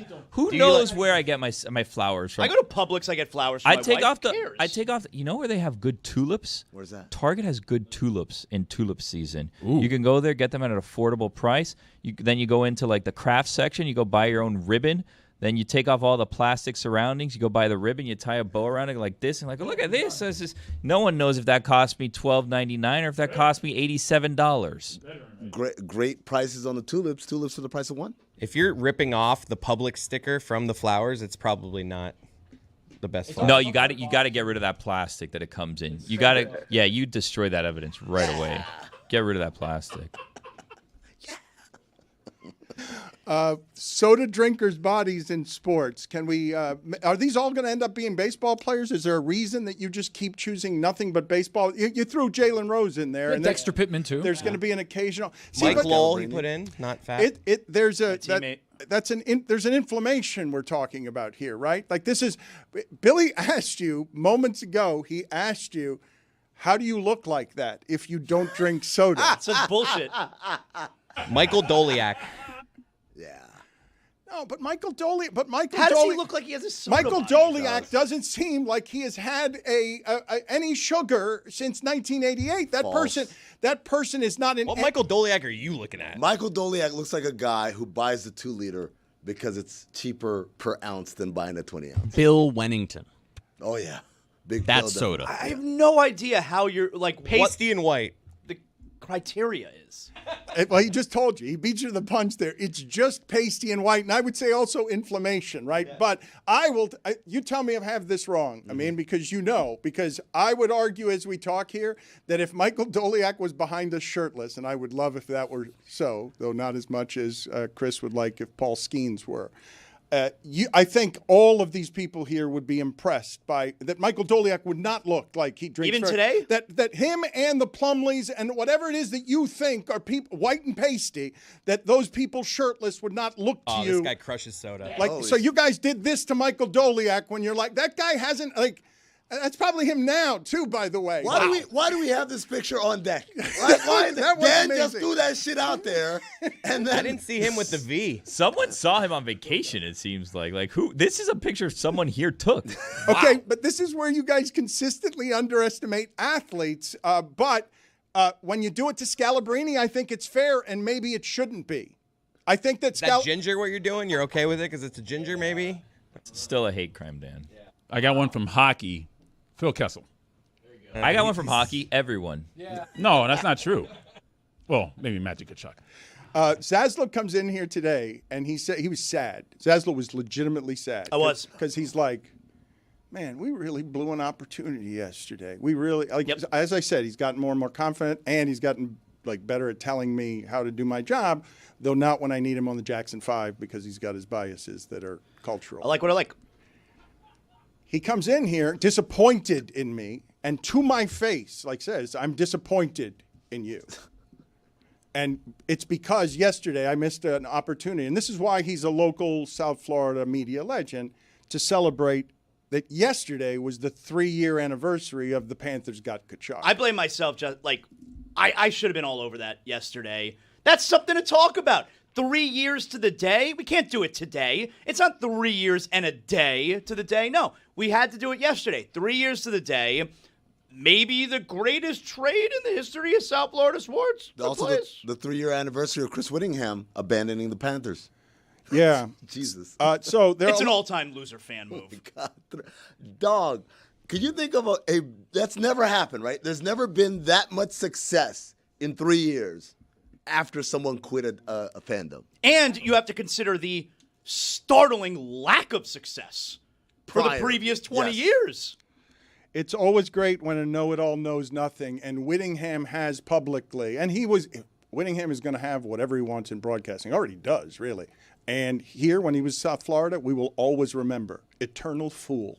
Know-it-all gasbag fool about the best thing South Florida has ever seen in sports. He didn't want any of it. The things that you want as a sports fan, the only reason you are a sports fan, he decided to abandon and not have any of it. It's word association now with person who made the worst sports decision that I can remember. Whittingham getting rid of, that's it. It's just easy. Hate him. He's the worst. I'm going to need to go on vacation because I'm having a little bit of trouble keeping up with the show. I was trying to get to Tyreek Hill, and Tyreek Hill's influence in our market headed into football. Tyreek Hill, whether you like it or not, Miami, when he speaks, because of what's happened with your coach, he and your quarterback are the people on this team who speak for this team and represent this team. This era of football and Dolphin football belongs to Tua, Tyreek Hill, and McDaniel. I liked it so much better when the reps, like the spokespeople of the team were Jason Taylor and Zach Thomas. Tua. So much better. Tua, soda body. Yeah. Tyreek Hill is saying he needs to be a better leader. Keep in mind what we're coming out of, okay? And this person can't be your leader. He can work hard, but he can't be your leader. The end of last season when him saying, that's it, I'm done, I quit, in public, to cameras, and everyone's like, what do you mean? This can't be your leader. This needs to be just your speed. This shouldn't be your voice. Kansas City didn't let him talk. Kansas City, you didn't hear this much from him when he was in Kansas City. I think McDaniel's going to buy this, though. I bet they make him captain again. Definitely. It's bullshit, man. It's he does this every year, and then he has a bad game, and then he'll rip the team again. It's McDaniel wants to convince us that the culture's changed, but he's going to make him captain again. I'd speak to you on this, okay?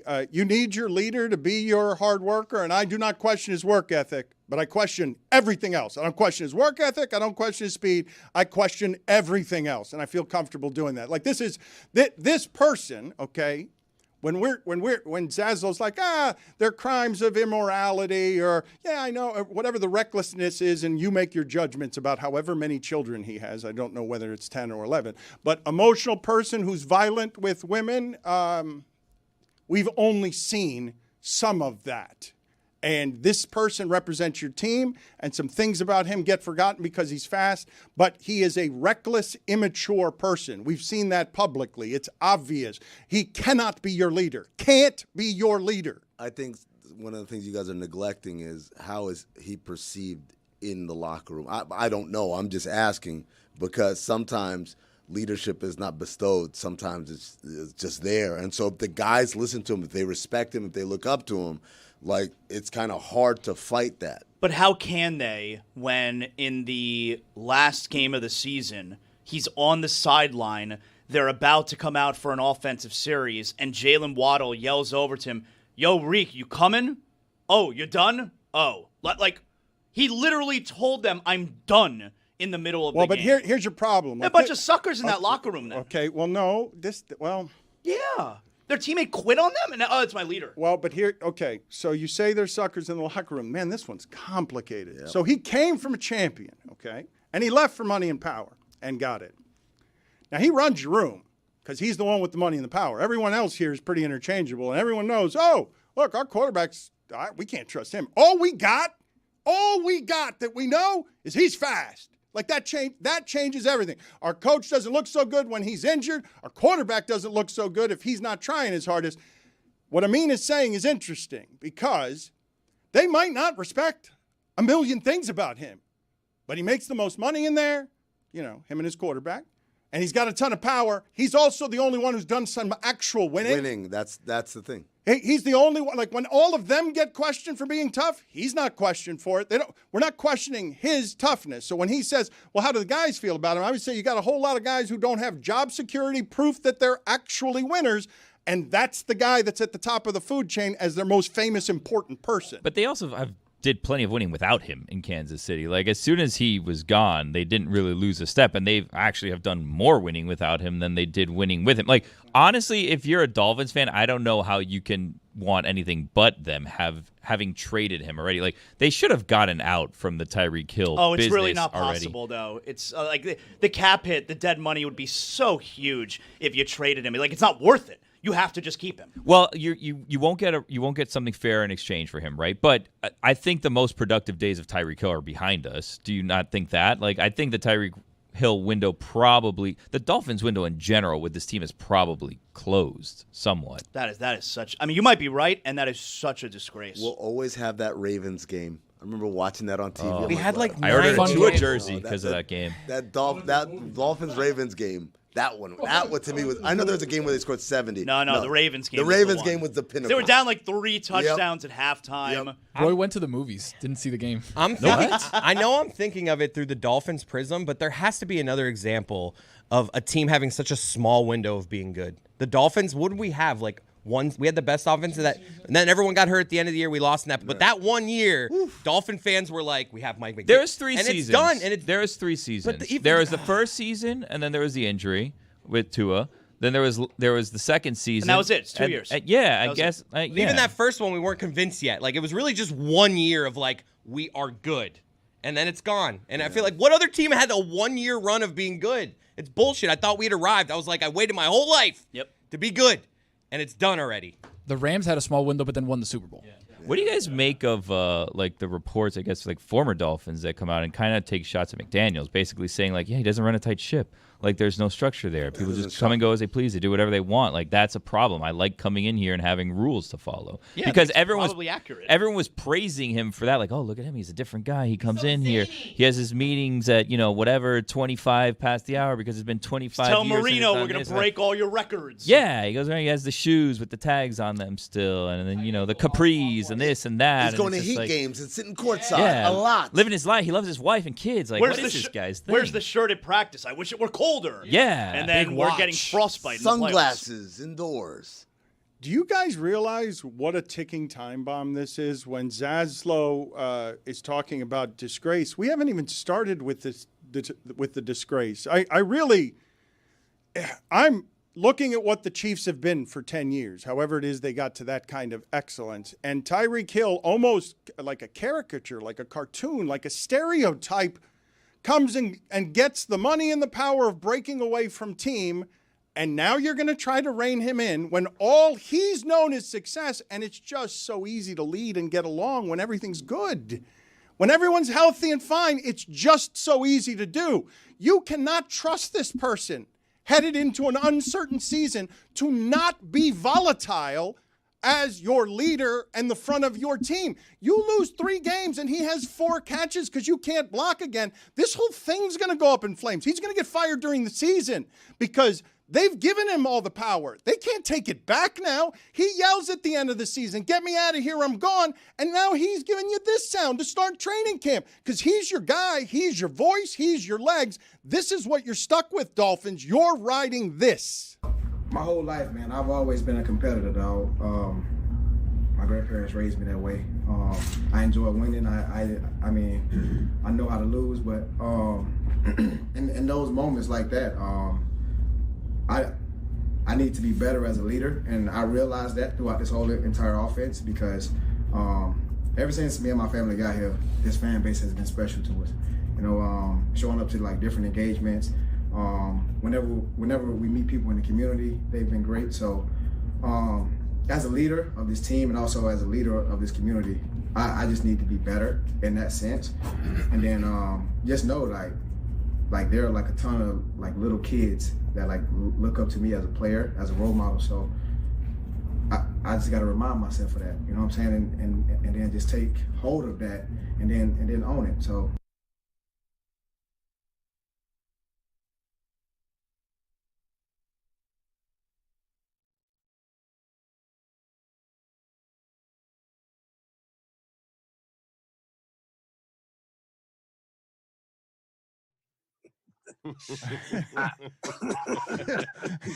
You should take more dogs, though. I mean, it seems to be working for you. I have terrible issues is a great sentence that would explain the last 25 years of your life. You've done great sort of capitalizing on, let me take a tour bus through my terrible issues. Right. That's about right, man. I have terrible issues. and she brings you genuine comfort when she's not a professional service dog license, and you've got the proper paperwork. Steve-O is now a paperwork man with a legitimate service dog that he needs for comfort. You know what? I'm gonna break your guys' heart right here. There's no such thing as official certification for a service animal, and because and I did the deepest dive, man. I found the best dog trainer on the planet, and they were the ones who told me, yeah, there's no such thing as official certification. You know, we can sure train her, but that's never. I got a note from my doctor. I got some weird thing online that means nothing, which says certified service animal, but yeah, there's no such thing. You can ask a blind person with a seeing eye dog, and they'll tell you that there's no such thing. More to the point. So we make fun of. Yeah, we travel around and we make fun of service dog vests. I just figure that you find genuine comfort here, and people might be surprised to learn that one of a man who has been so fearless in his life would admit to needing the love of a dog to temper his issues. That's real adult, grown-up introspection one of the jackass guys is doing. All right. I mean, hey, I'm happy to admit that for sure. And the federal law requires that a service animal be trained to assist somebody with a disability. Although the law does not require the person to explain what the disability is. Now, when you ask me what Wendy's trained to do, she is a mobility assist dog.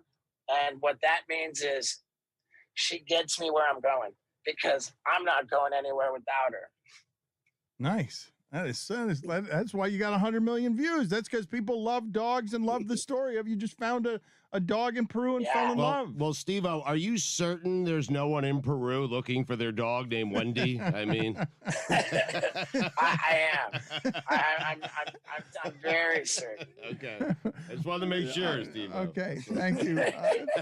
Thank you, Stugotz. So you are now touring the country. Tell me about what this portion of your life looks like. Could you have imagined 15 years ago that you'd be on a tour bus, not having to break your spleen doing something? Well, it's bittersweet.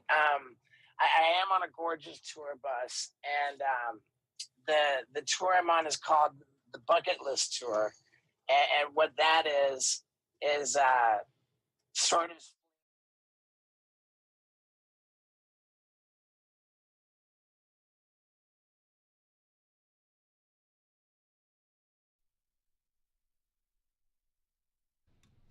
Hey, Jess. Hey, Billy. How are you? Oh, I'm good. How are you? I'm good. Welcome into Wild Billy Wednesday, as it's known around these parts. Negotiated for it. I love that.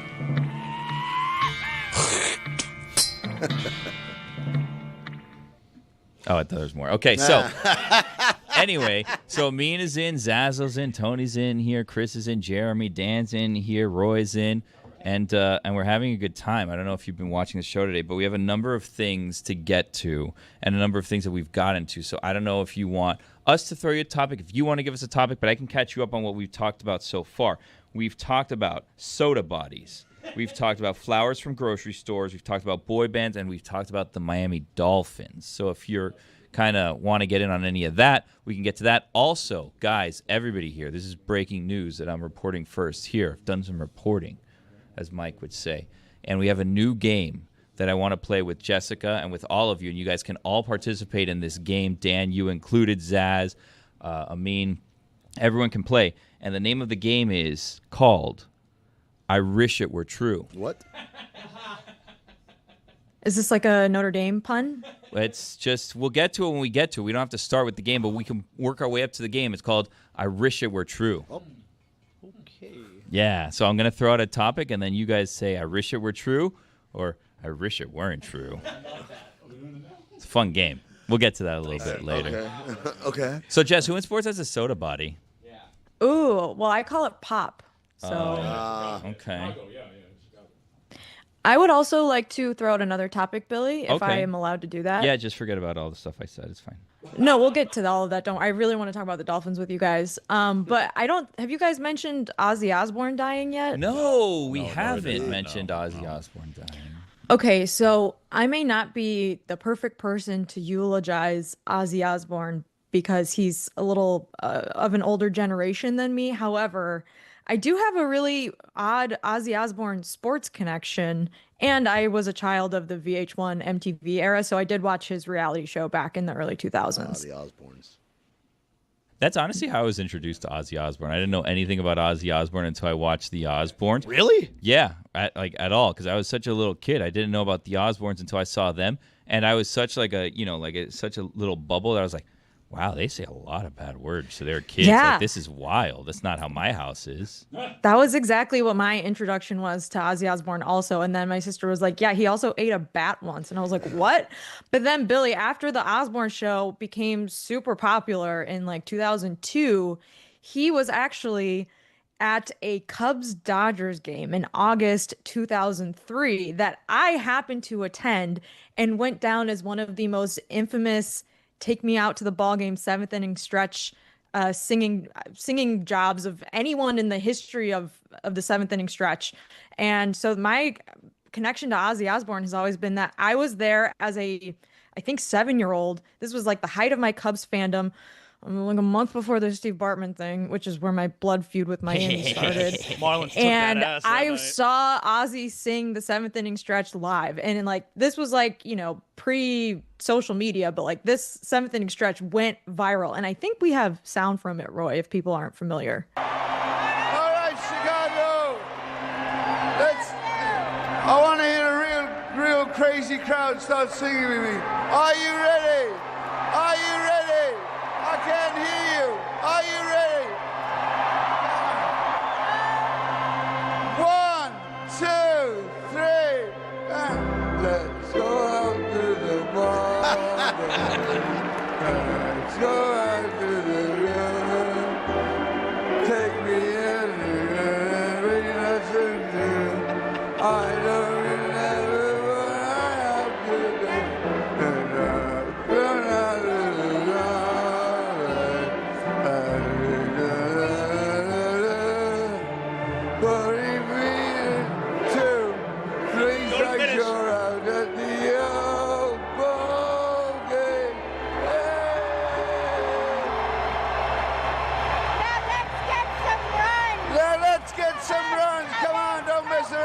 get some runs, guys. So let me just say right now, Beautiful, man. when So good. Jessica was setting up the clip, I'd never heard it before. Really? I wanted to be funny. I said, oh, did it sound so like this? And I was like, the guy just died. I mean, don't make that joke. And it literally was exactly what was in my head. It's so good. It's so good. I was bummed about Ozzy yesterday and this morning. I honestly, I spent the whole car ride in today listening to Ozzy and Black Sabbath. Like, I was into it. I was getting goosebumps listening to it because he performed this Back to the Beginning concert, which was like 2 weeks ago at Wembley Stadium in London, where all the heavy metal groups, they were there and paying tribute. And Ozzy and Black Sabbath, it was like a reunion, one final show, Back to the Beginning. And you were able to see, like, he summed it up one final time. He was emotional during some of the songs. People in the crowd are crying. And he even said that leading up to the show, to make sure that he could perform in the current state, like, he had Parkinson's, okay? So he was suffering for a bit. And he couldn't stand during the show. They brought him out on a throne. He performed on a throne. He couldn't stand.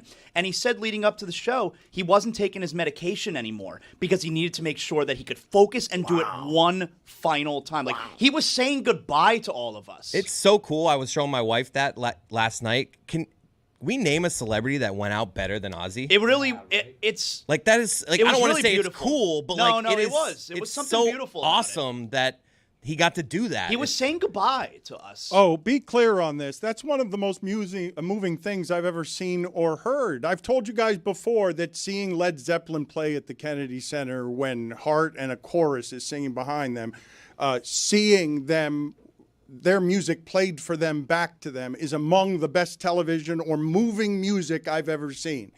Zaslow said a piece of this, okay?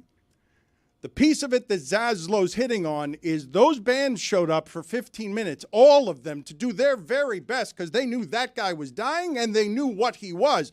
And Osbourne's reality show, that's one of the most amazing entertainment things of my lifetime. I saw a guy who the church thought was a Satanist who was leading all children to hell become a sitcom dad. He became a TV dad. That person, the story I know about Ozzy that is the best story isn't him biting the head off a live bat on stage. It's that other bands addicted to heroin marveled that he would snort the line of ants on the way to the popsicle stick on the floor because this dude, it's a miracle he made it to 76, and the music that was played was said to, they know he should have been gone 25 years ago.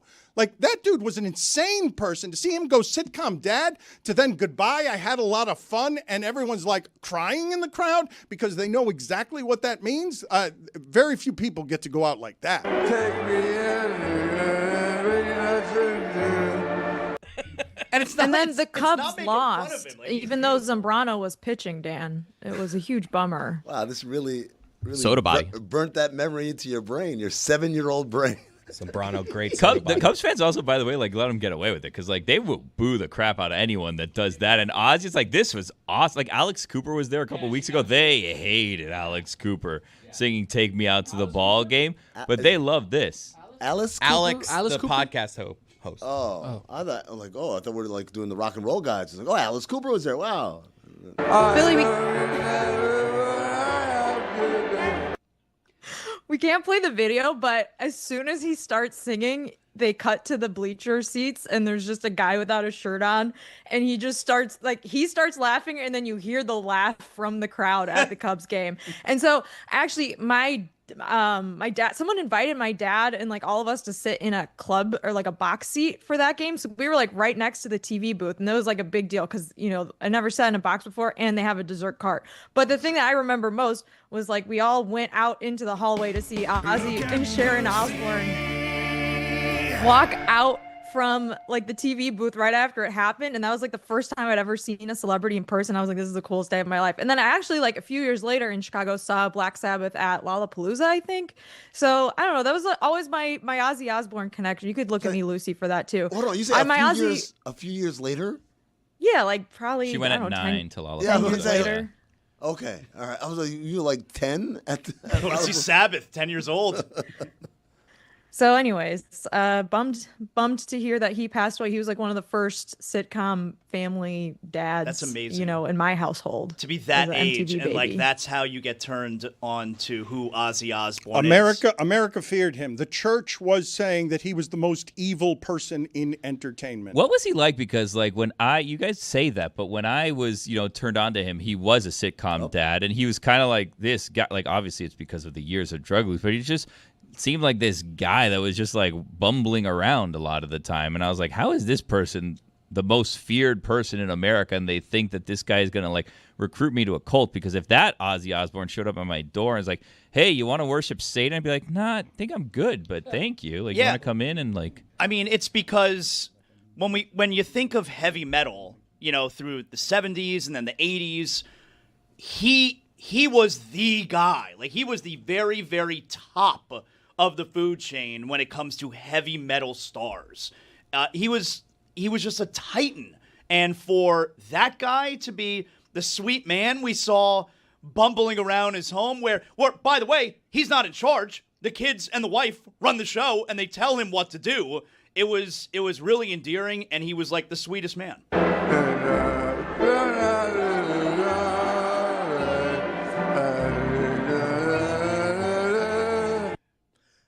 Did the church hate him because the band was called Black Sabbath? It was called. Oh no, because he was a Satanist. They did all. So They Satanic Panic. they did Aleister Crowley, like a song about like this. I cannot explain to you. I'm trying to think who could even. It's not. This is beyond Marilyn Manson. I guess sort of. Marilyn Manson was ripping off whatever it is that Ozzy was doing 30 years earlier with costumes. Ozzy Osbourne was thought by the church to be to the devil's music. He has denied being a Satanist, by the way, and the New York Times reported in 1992 that he was actually a practicing member of the Church of England, prayed before each show. The only song I know is Crazy Train. That's the only. No, you just don't know that you know. Give me some other examples. Mama, I'm coming home. Never heard that. You've heard Iron Man? What's that? You've heard War Pigs before. What's War Pigs? I mean, you want me to sing Sing this it, yes, song? because I don't we want know. you to do karaoke. You look the Exactly. part. You're confident. I don't think it's an unreasonable request. Soda body. Did the church get together and have a meeting and say, this is the guy that we hate? Like, what Yeah, does that which mean? church, Like, the church too? was so afraid of it. Like, they called, like in the papal conclave when, like, before, I guess, John Paul was the pope at the time. Like, okay, before we elect a new pope, though, let's go Paul over II. pop culture and decide who we hate the most. And then they let out the smoke, and it's like, Ozzy. I really don't know. Let's think about this, Yaz. Give me somebody comparably that I can that was at the height of whatever represented evil in America. Like this person, when he says he's a titan, it's for people who are like, I like that he's a wrestling character. And then the people who don't know that he's a wrestling character and that he's addicted to drugs and everything else and that he's musically great, that he's acting, and that he's a sitcom dad who gets bossed around by his wife. Zaz is connecting with the music there, but he's also rebelling against whoever it is thinks this person needs to be banned. I think Howard Stern's in that territory. People thought he was like this awful person when in reality, like he wasn't that guy on the radio at all. And people have flipped on him. Like he's kind of on the other side of that now.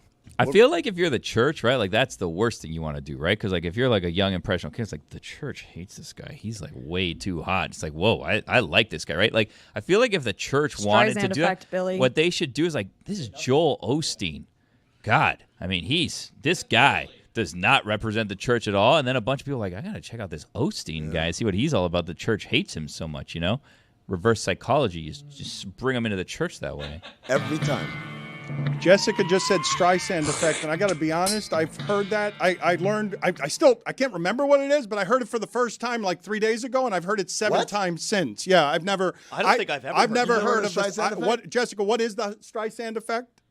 It's like when you try to censor something, and then like by saying this is taboo, more people pay attention to it anyway. So every time. Every time. Well, what did Babs do that everybody was trying to censor Started with her? Barbara Streisand? Yeah, what did she do? What's she up to? Barbara Streisand was Trump. They're doing What'd she this say? they're doing the so no, wait. She was the one that was trying to censor somebody, yes, right? like a photo of her house or something. I don't. Yeah, remember. it was her, it was a picture of her house. She's like, "Stop taking pictures of my house," and all the Everybody's like, "What? Take pictures of your house more?" Exactly. Okay. That's exactly how it went down. By the way, to answer your question, who else? Madonna. church hated Madonna. Remember Yeah. the Like a Prayer video? They did not like Oh, that. but wait a minute. They hated Madonna for sexuality. Women weren't supposed to behave Osbourne like was that. like Osbourne. I don't think he was publicly against the church, but everyone thought he was the devil's child. Like that's how he was being reacted to. He was literally like the test case for you play the record backwards and you're going to hear the devil. That's correct. that's where correct. that comes from. Yes, that's where that starts. Yes, and play the Aleister Crowley song backwards, and it I don't know. Sounds like a dentist. Oh my gosh, you guys. Dr. Crowley? Dr. Crowley. You know what? Please look up Aleister Crowley's history and let's see if we could scare Jessica because you say you guys. I know who Alistair. Dan, come on. I'm like one of my favorite bands was Led Zeppelin growing up. Yeah, she worshipped the devil as a child, Dan. She went and saw Black Exactly, Sabbath Billy. at 10 Thank years you. old at Lollapalooza. My nanny was a psychic. She saw ghosts. Really? Yeah. Does Yeah, that make that's you a actually a true psychic, though? story. Seeing ghosts? Well, according to her, I mean, certainly scarred my sister for life, whether it was true or not. Did you guys see this story just somewhat related to Ozzy, and maybe it was an homage to Ozzy? You mentioned biting the bat before. There's a law firm in New York where they had to fire an intern for biting people. Yes, Billy, I saw this. It was in the New York Post. This big law firm intern, apparently her first week was just going around biting people, and it wasn't like a little nibble, but it also wasn't like a ferocious, like mean bite. She was just, I guess, biting people in the in-between, according to the Post. And so I think it was a woman, but maybe not. But anyways, they got fired or let go from their internship, and it's apparently been a big scandal around the big law industry now. That's one way to make your mark. My brother bit Tatum O'Neal. You were saying, Billy? Really? Wait, what? Why? He had a hard time explaining it. Tatum O'Neal got mad at him, but they were both dancing at Fuacata on Calle Ocho, and all I will say about the music and the drink and however it is that people get down there, got carried away, bit her on the shoulder, she got mad. I don't know why he bit her on the shoulder. She shouldn't have gotten mad. Dirty Dancing. She shouldn't Should have gotten not mad. have gotten mad. Shouldn't have gotten mad. Bit. Why? No, you can't You know where bite. you're at. You can't. Fuacata, come on. What do we got? You know what the deal is. You guys want to play I Wish It Were True, or you want to talk I about don't Big understand Ten the Media game. Day? I don't understand. I wish it were true. I want you to be very careful. What do you mean? Just dangerous, man. Be It's careful a how? dangerous game. What do you mean? It's a dangerous Well, game. what do man. you? Let's. Okay. This It's either is. you wish it's true, or you Let's- don't wish it's true. Listen. Let's voice our concerns now to make sure that I don't step in it, and I'm fine with this on air. What are we afraid that I'm going to do here? Oh, you know what? Full speed ahead. There's No. nothing wrong. He's no, my no, executive. no, You're no. good. Give You're him some good. leash here. Let's No, see. you're I good. want to make sure It's 'cause worse Jess to is here. explain what Amin is thinking than to do what you're doing. Well, so if I just haven't continue. thought about it, then I feel like it can't be coming from a bad place. There you go. That's right. correct. Or I Let's do haven't that. been paying enough attention. I don't know what you guys are doing. We're gonna play. a I'm game. picking up what it means putting down. I think that let me just awkwardly segue into promoting my new podcast. It's called The Echoes, at The Echoes ND Pod, me and Michael Jr., Notre Dame podcast, every week on Tuesdays. Please tune in. Today was our first episode, although today is Wednesday. In the future, it'll be out on Tuesdays. Did you guys talk about Rudy? No, we didn't talk about Rudy, but I mean, thank you for your input. We can talk about Rudy on our next episode. So did you guys know this? This is part of the exhaustive Basketball Illuminati / Pablo Torre Finds Out episode we did on Malik Beasley. Do you guys know that Malik Beasley's like a family is all actors, and his grandfather played one of the coaches in Rudy. Like, I think he was the linebacker coach. Or whatever. Yes, I heard that on the episode. That's Malik Beasley's grandfather. John Beasley. Yep. And John Beasley, Big John Beasley. He was in Rudy's corner. Yeah, he was. He was one of the guys who was like, Coach, we need to play the kid. Yeah. Both of his parents were actors too. Learned that on the show as well. Yep. So his father, Michael Beasley, not that Michael Beasley, was on. He's been in Two Guns. He's been in a bunch of movies. But I always remember him as the guy in Eastbound and Down when they're on the show with him and Kenny Powers doing a TV show. He's the former NFL player. Dude, there. John Beasley's not one of the coaches. He's like the guy in the stadium that like gives the guy like he's like the groundskeeper. No, janitor. No, that's Little Big League. That's Little Big League. That's Little Big League. Everybody relax. It's okay. Get him out. What Get him he's out. remembering, Get him out. what he's Get him out. remembering That is is in Little ass. Big League Uh-oh. when they need to walk into the field. penalty, 5 You're minutes. going to figure this Major out. It's fine. He's a coach in Charles Rudy. S. Dutton is the groundskeeper in Rudy. It's okay. Wrong he's, movie. he's remembering Little Big League, which he was crucial in that moment because if you guys remember in Little Big League, they run a trick play where they go to pick off Ken Griffey Jr. down over at first base, and he does a little hat tip, and he says like, "I got you." And so when they throw the ball over to first, they don't actually throw the ball; they hold on to it. It's a hidden ball trick. And then It was Little Big He's the League. guy standing down the first base line, and he's like, "Oh my God, where'd the ball go? I got to pick up my chair. The ball is clearly coming this direction. I don't want to get in the way." So Ken Griffey Jr. he runs from first to third, but he's kind of jogging. He's jogging. right. He's looking back, It's and he's the giving a same smirk guy. like, "I'm the the freaking best. I'm the best guy who's ever lived. But little did they know, Bowers on the mound, the relief pitcher, throws it over to third base, tag him out. Ball game. The real point I wanted to make, this is like a well-known actor. Yes. I've seen this guy in a bunch of shit. All of his whole family are not like bit actors. These are people who have been in stuff. Also, I don't know if there's a Suey category for best save, but goddamn, Jeremy Taché just saved your ass. Yours too.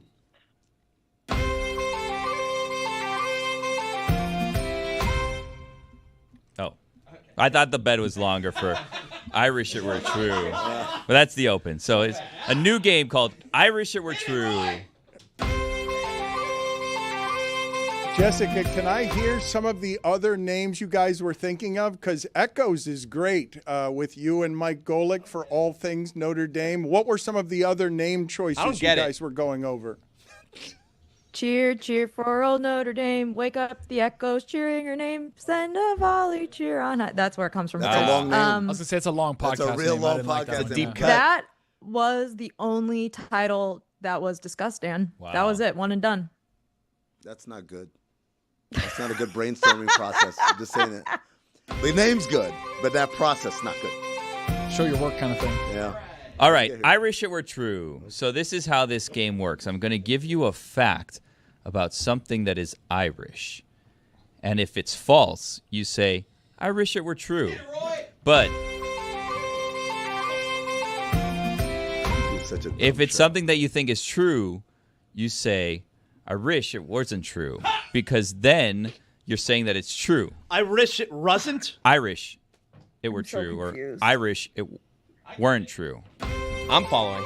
My executive, ladies and gentlemen. It's like all the games that he plays on God Bless Football that are No, this one's great. different. This one's Irish. Look, Billy has learned from the best. He interned at PTI, and he knows you can make something big out of the same game if you dress it up in different ways. This is a totally different game because it's called Irish, it were true, because Right. it's Irish. And then these are facts related to Ireland. And if it's false, you say, Irish, it were true, because it's false, so you wish it was true. Oh, I see. Okay, and if I'm it's, following. If it's false, then you say, I wish it were true.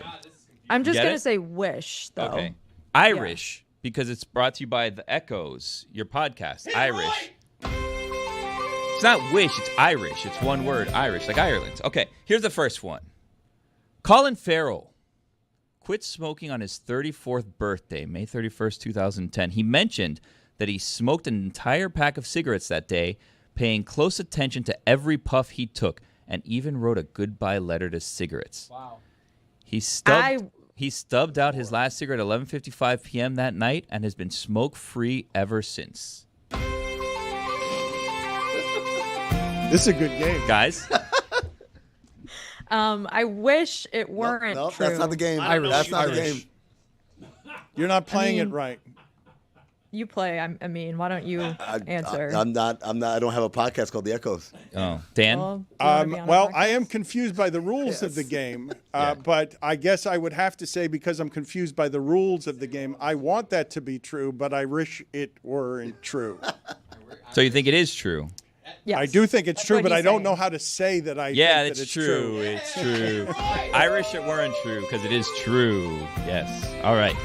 Here we go. On to the next one. Thank you, Roy. You're welcome. Liam Neeson once turned down playing James Bond in GoldenEye because he didn't want to be in an action film.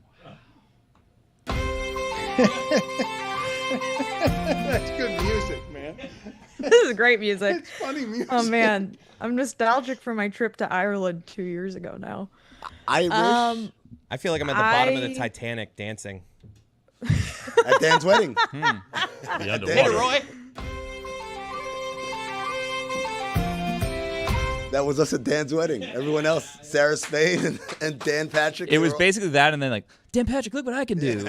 I juggled for him. Yeah, it was so embarrassing. he did juggle. Hit him in the balls with, Patrick. with Yeah, I an did. orange, by the way. Yeah, he I like did. lost one of them and threw it like right at him. Yeah, hit him I in think the- we have that video. I know the answer, and the answer is Irish.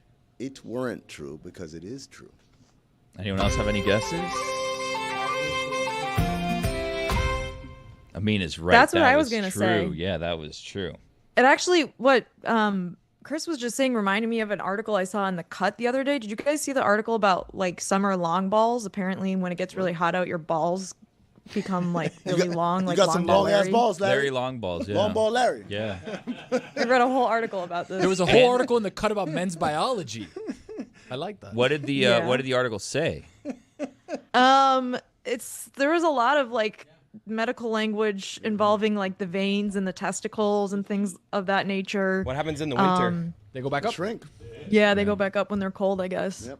Try to go far away from the balls and then try to go back up when it's cold. The reason why the Yeah. balls hang is because of the heat generated. So, this is an evolution thing. They hang to allow the proper heat dissipation. Thank you. Yeah. For the visual. As an owner of testes, I can say I wish it weren't true. Hit the music. All right. Dissipation, I don't want to. Here's the next one. Irish Springs. Are you looking for a natural fly repellent? Look no further than a bar of Irish Springs, as it acts as a natural fly repellent. That's just so random. Irish it were true, or Irish it weren't true? I wish it were I'm- true. Okay, yeah, I'm gonna go with that one. But Thank wait, you, Zaz. that's denying it, though. Yeah, isn't I it? don't think it's true. I think that is Yeah, true. I'm No, with Dan. Irish it weren't true means it is true. Right, Dan's got it. I think it's true. I wish it were true. Okay. It's an Irish Spring man right there, I can tell. Inconclusive. Yeah.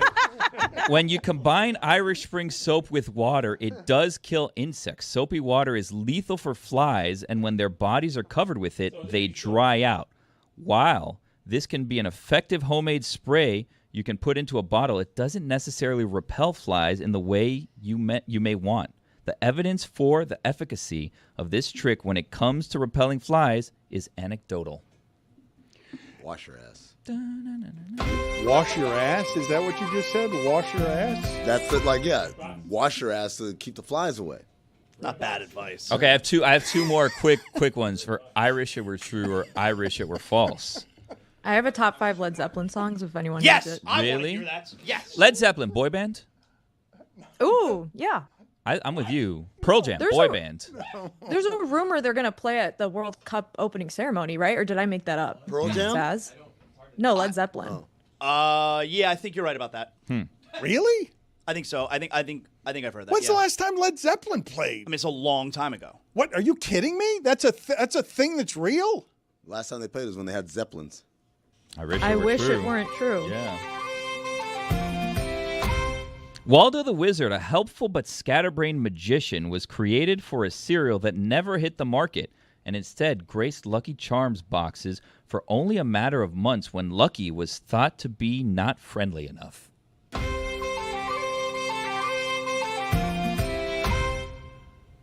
That has to be true. I wish you guys saw the shrug Jessica did. Yeah, when she didn't heard seem the to be in on question. She's Lucky like, Charms. what the yeah. hell are we All talking right, about? that's true. Okay, we'll just wrap this up because I don't know if this game's It working. petered out. Well, it was Yeah. working. The music was working, but then it petered out The with music that. Well, yeah, I rules. think once you go inconclusive, you sort of take the air out of your own game. Well, I'm not in control of the questions. In the early 1980s, kids could send away for Lucky's farm kit and grow their own crops. And while Lucky is primarily associated with St. Patrick's Day, for a couple of years in the 1990s, kids could send in their box tops for cartons with special edition green tree marshmallows and receive a free Christmas tree seedling. I mean, this. It's probably not made up. You don't think that Billy's that creative? Like, you don't think that Billy's got the creativity to write Christmas tree seedling as if he's not reading it straight from the internet? That's your official guess. That has to be true just No, because. no. Irish. Irish. Notre Dame, it were weren't true. Yeah. Weren't true. That's true. Yeah, that's true. You guys are good at this game. All According right, to concludes- social media posts and some websites, there were claims that Led Zeppelin would reunite at the FIFA Club World Cup around their album release, but that didn't happen. There's no credible information that suggests they're going to perform at the World Cup. Darn. According to Gemini or ChatGPT. Yeah, I got longballed. Album release. When was their last? I don't know the last time that Led Zeppelin released music. Mid '80s probably was their last album. Yeah, Mid-80s? So Mid '80s. are you reading? When are you reading? What's the? What is the time that you're going to say that Led Zeppelin has it? No, that can't be right. Well, Robert Plant has put out his own. No, but albums as a band, recently, but as a band, yeah, I don't, 82. There you couldn't go. tell you. 82. That's the last full album. They did release a couple of like older, Like live They did albums. BBC sessions. They did how the West was. What was that won. album? They did Coda? Was that the Celebration last Day. one? Coda was the last one. Not in 1982. not their best work, Jess.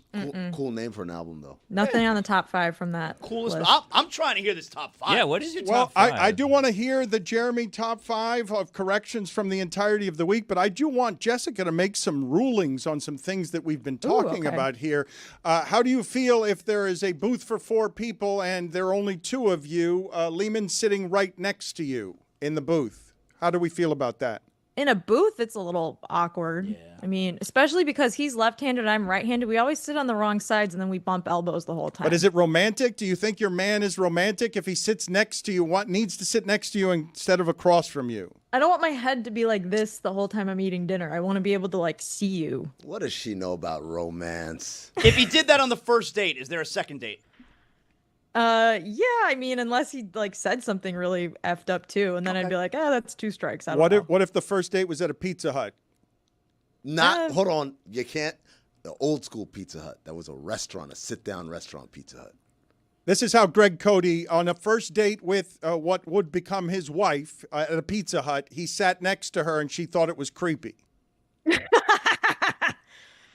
it worked out for both of them, didn't it? So, I I'm mean, here. I guess you can't just. That's true. I guess it worked out. Yeah, for it all worked of us out, in but that is it way. romantic? It worked out, but I wouldn't say romantic or creepy. Romance. It's the height of romance, but it's also. I mean, Pizza Hut used to be like a cool happening Hell place. yeah. Mm-hmm. Look it up. Did you know that Billy had body dysmorphia? We all do. I mean, what do we do? That's a good point. Well, no, the reason I want to ask her a question, does Zaz have a soda drinker's body, and is saying someone has a soda drinker's body an insult? What is soda? I'm sorry. Pop. Pop. Yeah. Pop. My bad. Oh, okay. Translate, yeah. Yes, I would say that is an insult to say that. And it's not nice. It'd be tough to think that that's a compliment. Right. If I said you had a pop body, you'd get upset about that? Are you asking me? Yeah. You don't want the pop body around here. I know you're not talking to me. Are you surprised, Jessica, that Zaslow does not drink any pop? Never. Doesn't drink it. I don't drink soda. Not a soda family. Never grew up with soda. Right now, my kids, I don't know if my kids have ever tried soda. We don't do soda. I don't drink pop either. So no, I think there's dozens of us. Hold on, but he drinks High C, which is basically just Yo, soda that without High the C bubbles. fruit punch and lemonade at McDonald's is so good, Jess. You're Come like on. Bert Kreischer starting your day with like a full gallon of lemonade. Tim Kirkshin does it with a Diet Mountain Dew at 5 a.m. That's so gross. That's aggressive. That's disgusting. It is disgusting. Put it on the poll at Le Batard Show. Is starting your day with a Diet Mountain Dew disgusting at 5 a.m.? I want to ask you about some things locally. You're always making fun of me about uniquely Miami things. Me? Never. Little tiny grocery stores that would have one employee and be a drive-through and would be a bit of a shack. Have you seen any of those either in Miami or elsewhere? Are La Vaquitas, the little farm stores that you drive through grocery store? Have you ever seen one, or is that something that's only here? I've seen them, Dan. And where are they? Where have you seen one of these? Chicago, Long Island, various places. I don't know. And do you use it? How do you think about these things? Am I boring you? Yeah, a little bit. Okay, we'll see you later. We'll talk to you no, next top week. five. See you later, Jessica. Top We'll talk to you. five. We'll be the man to list. Forget We'll talk about to you that. next week. Top five. Let's get to Jeremy's top 5 here. The top 5 things that we've screwed up over the course of the last week. Well, yesterday I was listening to the show, and there were a few takeaways that I had. There were 6 of them. So, OLI. You guys made the decision to talk about the Cavender twins getting a boob job not once, but twice. Yeah. Interesting. Should have been 3 times. Yeah. What's the correction? It was reporting there, though. It was TMZ Sports reported it, and Mike we were making reported fun of too. Mike Ryan because he got beat on that story. And just, yeah, all right, that's fine. I'm just We can saying, do you got it. beat on that I know, story. major story. Journalism, look it up. Not a They did correction. post about it. Number 5, I think the impressions we do of Zaslow are maybe the best thing we do on the show. Well, but we didn't. Okay, but I thought the top 5 list was corrections. Like, what is that? It's observations from yesterday. It's 5 things I wanted to respond to. That's what I wrote on the board. These aren't corrections. I was expecting corrections. Like, people have an expectation. All of you, number 4, all of you were wrong about Chris's Vegas take. Okay, now we're back. I wish we got to Jess's list. He loves love. Number 3. What you guys did to Ethan yesterday, calling him horny Ethan, was insane. As someone who gets bullied here often, that's by far worse than anything you guys have ever done to me. Well, they did ask the question, miserable or horny, and it was miserable or happy, and then for Ethan it was horny. Yeah, I think he and got then they his own put him on the screen. Miserable or not miserable. I apologized to him after that because I don't remember who was it yesterday that was waving me off on that. Was it there was probably everyone? I didn't feel great. I would about bet it. everybody. His grandma heard that. No, I'm not gonna wave you off. Someone's horny. I want to know about it. No, that was just in case. I apologized to him privately and I apologized to him publicly. Horny. Number 2. Man, I've never been more bored listening to the 50-year-old Dolphin talk yesterday. Pathetic franchise. They're the worst franchise here. They have been for the entire time I've been alive. That's a good point. Marlins have won 2 World Series. No, they've used up all, like, it has been fascinating. Just like we're talking about Ozzy Osbourne and seeing, like, the generational difference, what the Dolphins used up from the 70s, 80s, and 90s when they weren't winning championships, but they felt like the Chiefs because they were the ones with the offense, like, they used all of that shit up. They blew a 3-1 lead. Yeah, they're nobodies. I mean, they have been my whole life. They'll get that back immediately as soon as they win a playoff game. Maybe, if they ever do. I was telling you about well, we don't have time for it, but my small life includes my father sending me to school with all of the Dolphin autographs for the entire team, and all of them were exactly the same, written by him. They were all fake. Number 1, the conversation about putting New Kids on the Block in the same category as Backstreet Boys and NSYNC. Insane. And also, Jess brought up something great via text, but since we made her go away, we don't get to hear it. But that was One Direction blows all of them out of the water. It's nonsense. It's true. I don't know the distinction you guys would be making between these and Jackson 5. Jackson 5 blows them all out of the water. Well, yeah, but that's different. It's a family. They're not assembled. That's a fan. Yeah, exactly. New edition. It's a different thing they did A themselves. fan? A fan?